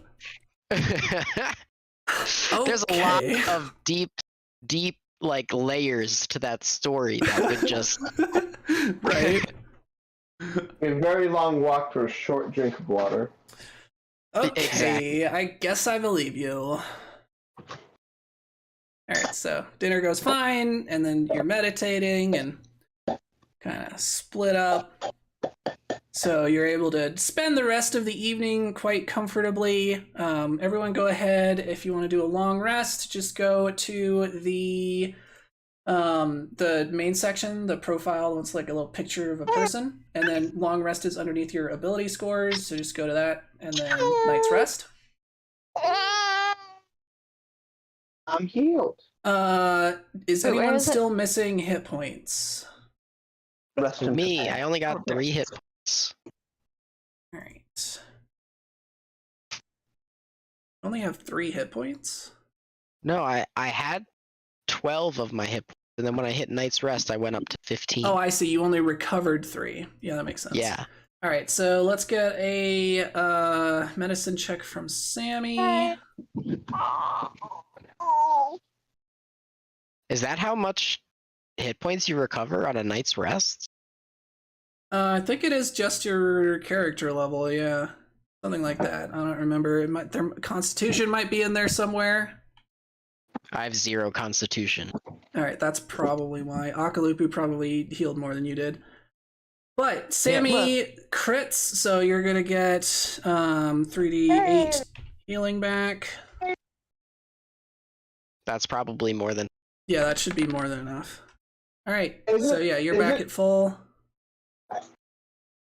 Akalupu's still missing 6 hit points. All right. So Sammy will medicine on Akalupu as well. Just a normal success, so that's 2d8.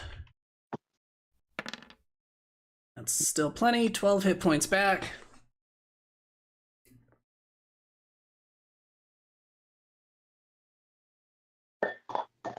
And it probably makes more sense. I think BlackRock has decent healing. Let's see. What is BlackRock's medicine? Yeah, so we'll actually have Starfire. I think her medicine is better as the one who healed you, PPOP. So I don't know. As you're meditating, she, applies some bandages or gives you, probably just a deep tissue massage is all you needed, honestly.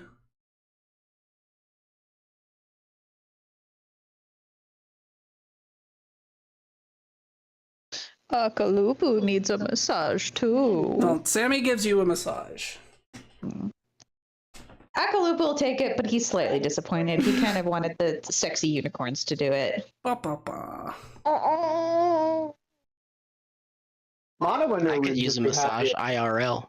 No one talked to him and just left him alone. Just need the fancy massage chair. Huh? I want one of those, dude. That thing was so cool. Right. Right. Oh, so Mono Anui says he wants a massage. Well, Yasuka's No. happy. Let's see if she can fail this and do some damage. It's like your spine is cracked in two. All right, she did not fail, so you are not damaged by the massage.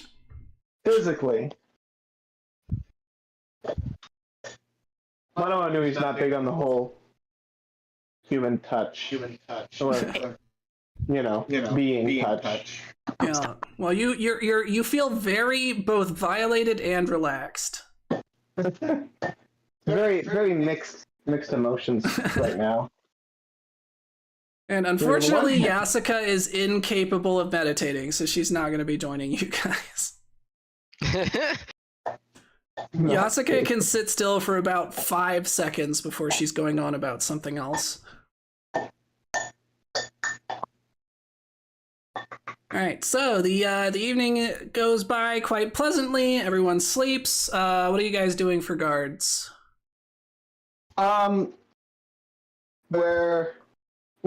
If I can be free, we could just do what we normally did on the ship. With one person taking the first 4 hours and then Mono Anui taking the rest. That's assuming he can be pride free.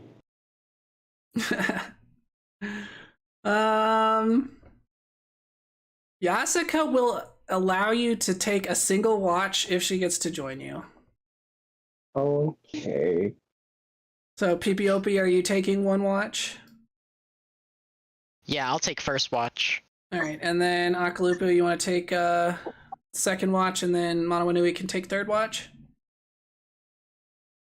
That sounds good. Alrighty, so PPOP, let's get a perception check.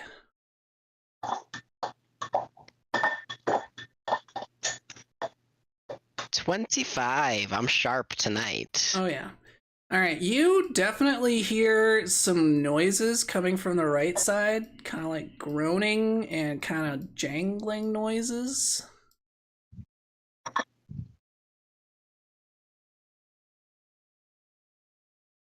I'm not gonna investigate. I'm just gonna keep looking in that direction. All right. And then BlackRock and Starfire will join you on that watch. So BlackRock's like, why do you keep looking over there? You don't hear that? Listen. Let's get her perception.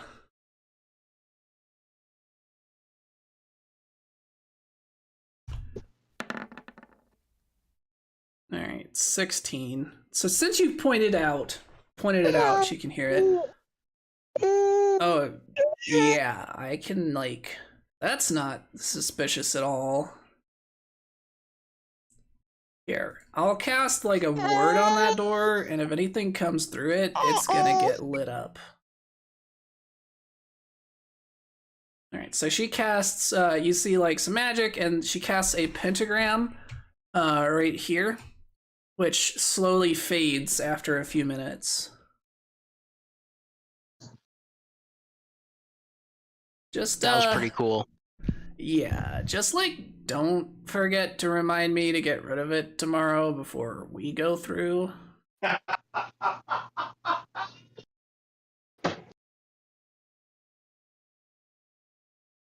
And each shift should probably tell the next shift about it. Well, you're asleep. You can't say that. No, I um, know. so then, you know, on your watch, Starfire and Blackrock kind of, you know, ask you questions, you know, what was about your childhood and your island, and you know, of course, they're like, "Oh, it's so sad you don't remember your mother," and some of that stuff. Do you want any information about them throughout the conversation, or are you just like kind of quiet other than answering? I'm very intently focused on the hallway. I'm like hyper aware right now still from fighting. Okay. So I'm just kind of listening. Cool. And they chat, you know, with each other some. So you kind of hear about how they all grew up. They're about the same age, you know. Yasuka's a little younger than the others, but then most of them were kind of in the same grade or pretty close throughout most of school. They all went to the same school together, and of course, they talk a little bit about someone you haven't met yet. So that would be Princess Sunbeam, who is the daughter of Queen Celestia, who's on the right side hill.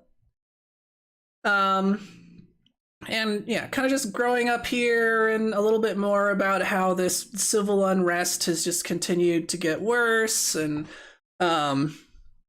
it hasn't broken out into like open conflict, like unicorns aren't murdering each other openly yet, but they're worried that it is going to get, you know, toward there, especially once the third faction, so Blackrock's mom Harley kind of started up the kind of anarchist faction.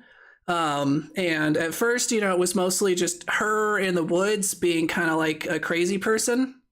But then slowly she started gathering more and more people who throughout this unrest were also just fed up with everything and were kind of joining her side of things. So you get a little bit of information about that stuff. But otherwise, nothing does come through that door. So your watch wraps up. So Akalupu, you're up next. Do you tell him about the ward? Yeah. Akalupu. Just so you know, we heard some noises in that hallway to the right, and Blackrock cast a spell that will blow up anyone who walks through there. So if you want to go investigate, you gotta ask Blackrock first. Okay. Thank you. All right, so three of you settle down. Akalupu and Sammy, you're up on the next watch. So let's get a perception check from Akalupu.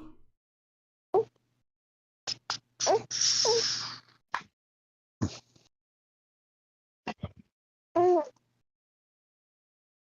23. All right, you also hear sounds coming from the right side. Spooky. Yeah, just kind of groaning and jangling noises. Sammy's like, do you... I guess that must be the corporations. The lobbyists or whatever Starfire said. It is the next meal for Akalupu. Yeah. Hopefully they taste good. How is that anyway? You've bitten a lot of strange things. Like, how did the 1% taste? A bit spoiled. And what about the banks?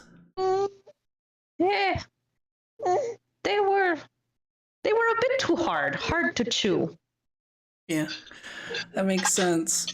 Man, Mono Anui really needs to be more careful. He seems to get himself in trouble a lot. He going to be lured to death by end of life. Yeah, he always was like that. Even as when we were all younger, he was always kind of just precocious. Weak. Oh, come on, be nice. It is not Akalupu's fault. His tiny frame fails him. Yeah, fair enough. I mean, if he'd stay further back where you could protect him, it'd be a lot easier. But he likes to be right up in front. That is very true. He's so Akalupu. small. Like, he is. hasn't changed since we were children. Yeah, Akalupu wonders sometimes. I think he needs to eat more meat. Yeah, maybe that's the case. Have you told him you're an elf yet? I don't think you have. No, Because Topple told you that. they told me I was going to live a very long time. That's a very unsettling thought for him. It's Yeah. like, oh man, I didn't have a lot of people in the beginning, like, being marooned. And then the thought of, like, everybody he knows dying, he's like, Yeah. It's very, very psychologically heavy. Exactly. And you haven't even experienced it yet. So, like, it's something that is, like, maybe in the back of your mind, but it's not something that's really hit home yet. Yeah. All right. And then Sammy talks a little bit more about, home and the people you've left behind and your mom and Pawlaka. And then, she also brings up your older sister, who is one of the people who left the island on a boat and never came back. I wonder, we're looking for PPOP's mom. I wonder if we might ever find your sister. We would have to follow the scent of ass kicking.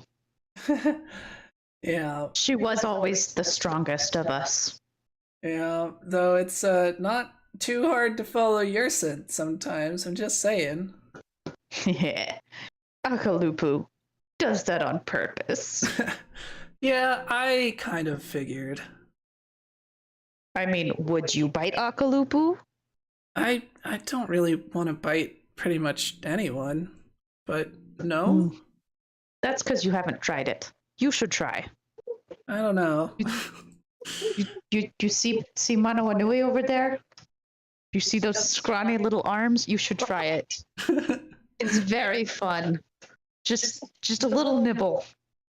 Yeah, I don't know. Yasuka seems to be getting a little protective of him sometimes. I'd be careful biting him right now. Better do it now before she gets more protective and there is no chance.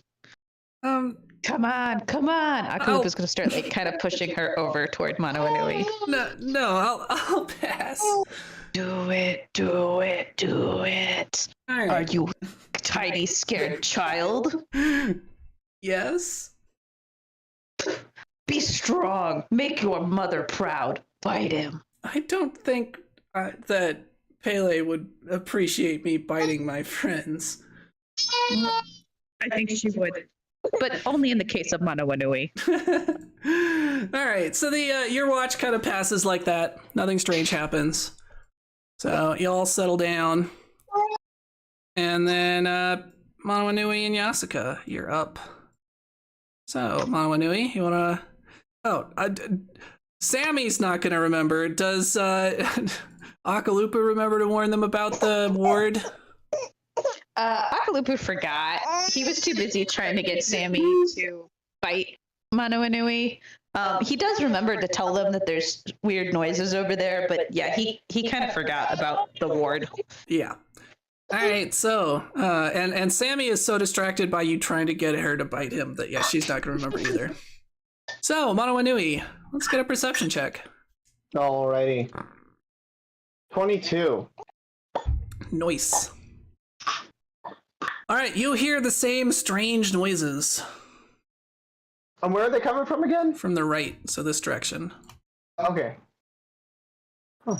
Do you hear that? Yeah, like the weird groaning noises. Yeah. Huh. Yeah, it's probably like zombies or something. You wanna go check it out? Sure.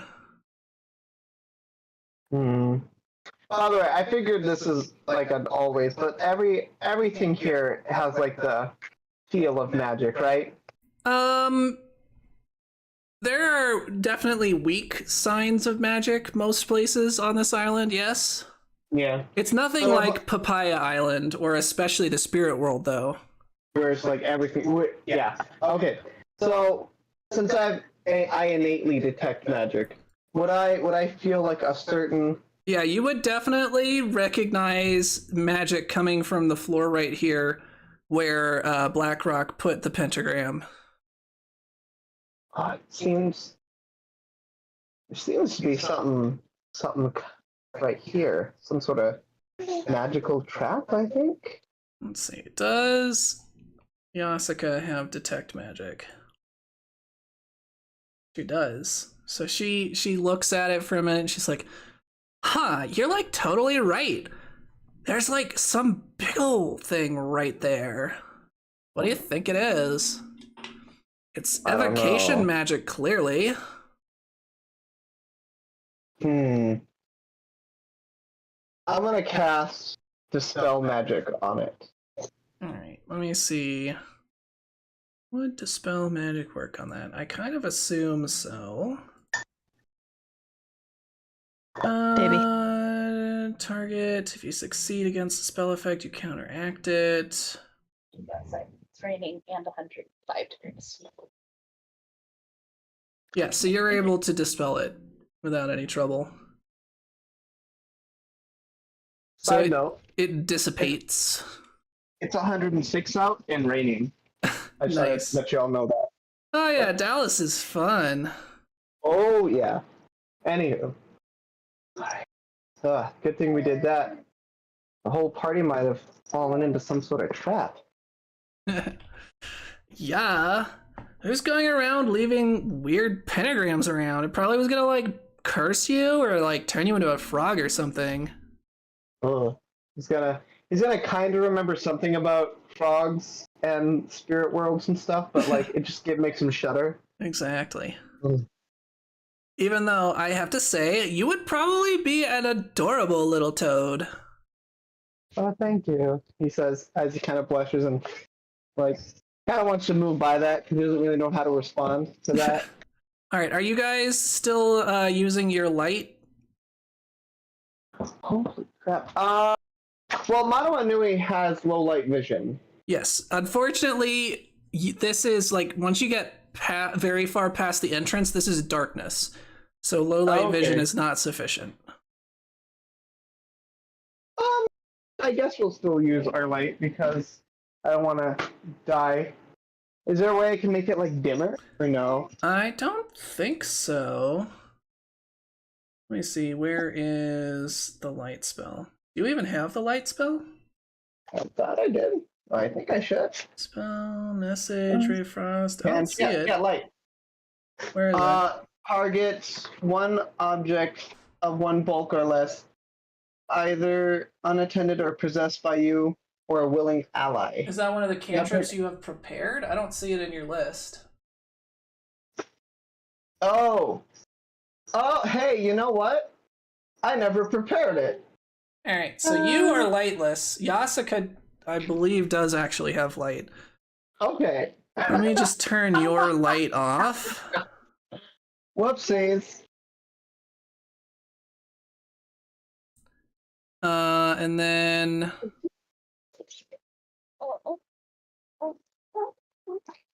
a way to mark it so that you can see low light. I can only give you vision and night vision, which is like dark vision. So yeah, it looks like I can't give you Okay, fine. the dim vision. Yasuka, on the other hand, I believe does have light. I trust Yasuka. Let's see. He seems- Just make sure.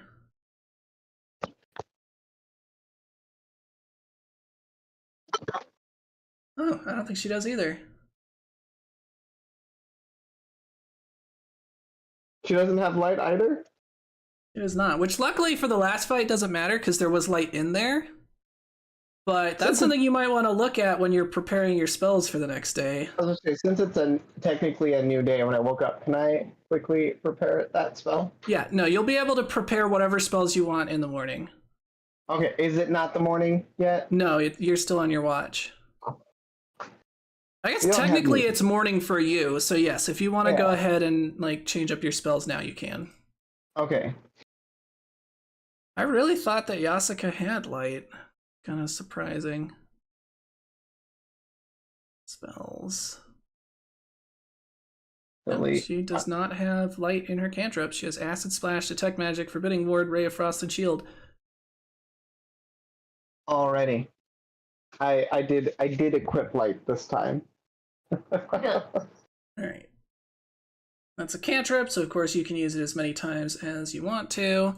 So let me turn light off on Yasuka. I'm gonna cast it on the top of my staff. Back on you. Alright. You now are emitting light again. I just want to point out to PPOP that I am using my staff, the top of it, for the light. You're gonna wake PPOP up just to point that out. Well, no, I mean, like, this entire time I've been using, so it's been evident that he could see. All right, so, you can still hear the groaning and jangling. You still can't see anything. All right, even though you can kind of see into the room a little bit now. I'm gonna try and be a little sneaky. So I'm also gonna tell Yasuka, I'm like, hey, I think we should try and be as quiet as possible. Yeah, that's probably a good idea. Whatever is in there is probably gonna try to eat our brains or whatever. Yeah. Oh. All right. Good thing Akalupu's not here, because they would be hungry after him. Oh, yeah. It's also not the quietest. I'm gonna slowly and stealthily advance. Do I need to roll stealth or? If you're being stealthy, yes. Okay, I'm being stealthy, so. Right. So your stealth bonus is a +7. Voice. Are you rolling that or do I roll that? Go ahead and roll it. I think stealth you normally roll yourself. We'll have Yasuka roll as well. Her stealth is not a +7. Oh, a nat 20. Nice. Well, Yasuka rolled a 15. How are we doing the rolls again? We were saying that we average everyone's rolls? I think so. Because I got a 27, but it was a 20 plus my buff of 7. Alright, so I thought we just took the worst roll, except when, because I had a special skill that lets me. Oh, you know what we were treat doing? it as a group. We were letting the person with the best stealth roll, and as long as they rolled well, everyone else got advantage on their roll, so they got to roll twice and take the better. That's right. There was something we did to make it so that you guys weren't just being pulled down by, oh great, we've got the paladin in full plate armor, we can never sneak, right? All right, so she, with advantage, it gets a 22, so that actually means that both of you are doing real good sneaking. Nice. All right, so yeah, you guys move up a little bit. As you're getting closer, you start to hear kind of some words in the groaning. And you're able to pick out a few things like tax breaks, Huh. What's a tax? Why do they want to break it? So many questions. Supply plus demand. I'm just gonna go All right. like, are these pillars? So, yes, those are pillars, so you can only go in like through the middle right here. Alright, could I like kind of hide behind the pillar? Not so that's the thing. At this point, enough of the light is spilling through that you're going to be pretty obvious if you move much forward to anything in that room. Because at this point, you can see you're right on the edge of your bright light at 15 feet. What's going past it is the dim light. But if you move any further, your bright light is going to be spilling through the door, and it's going to be really obvious. I see. I'm gonna ask Yaska. I'm like, hey, what do you think we can do? I still think it's zombies. Maybe you could creep towards the door and tell me if you see anything. Does she have... What is her vision? Does she have anything for that? I don't think so. She's harmlessly cute. She gets a +1 circumstance bonus to initiative checks when you roll deception for initiative. Can I give her the staff and go look in? You can, but you still have the same problem. Now the bright light is spilling through. No, if she has the light, right? If I give her the light source. And then you're gonna look in? And then I look in. Okay. You can do that. So let's... Okay. I mean, yeah, you're gonna only still be able to see up to where the dim light is reaching, so you're not gonna see anything new. I won't be able to see anything like additional? Nope. Okay. Well, I'll have her then. I'll have her go and see if she can't listen in. That is, if you think it's a good idea. So she'll go up kind of around the side and just listen for a minute. And she comes back. Yeah, I can definitely hear stuff moving around in there. I still think it's probably zombies or skeletons or something. But they just keep going on about money and profit and shareholders. So weird.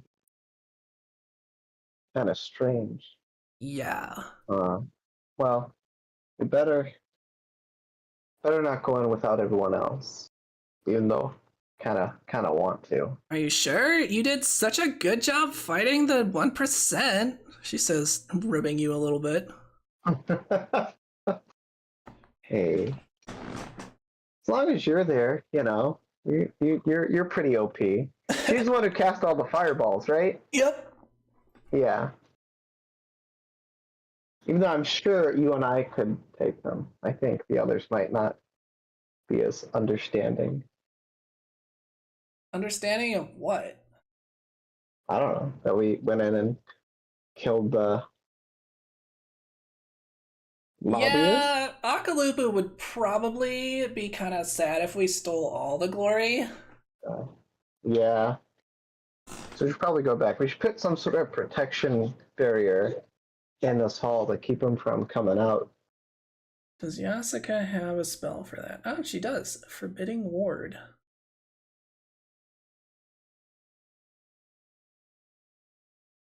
Alright, so she's going to cast a second hex, but she's going to do it right here. Okay.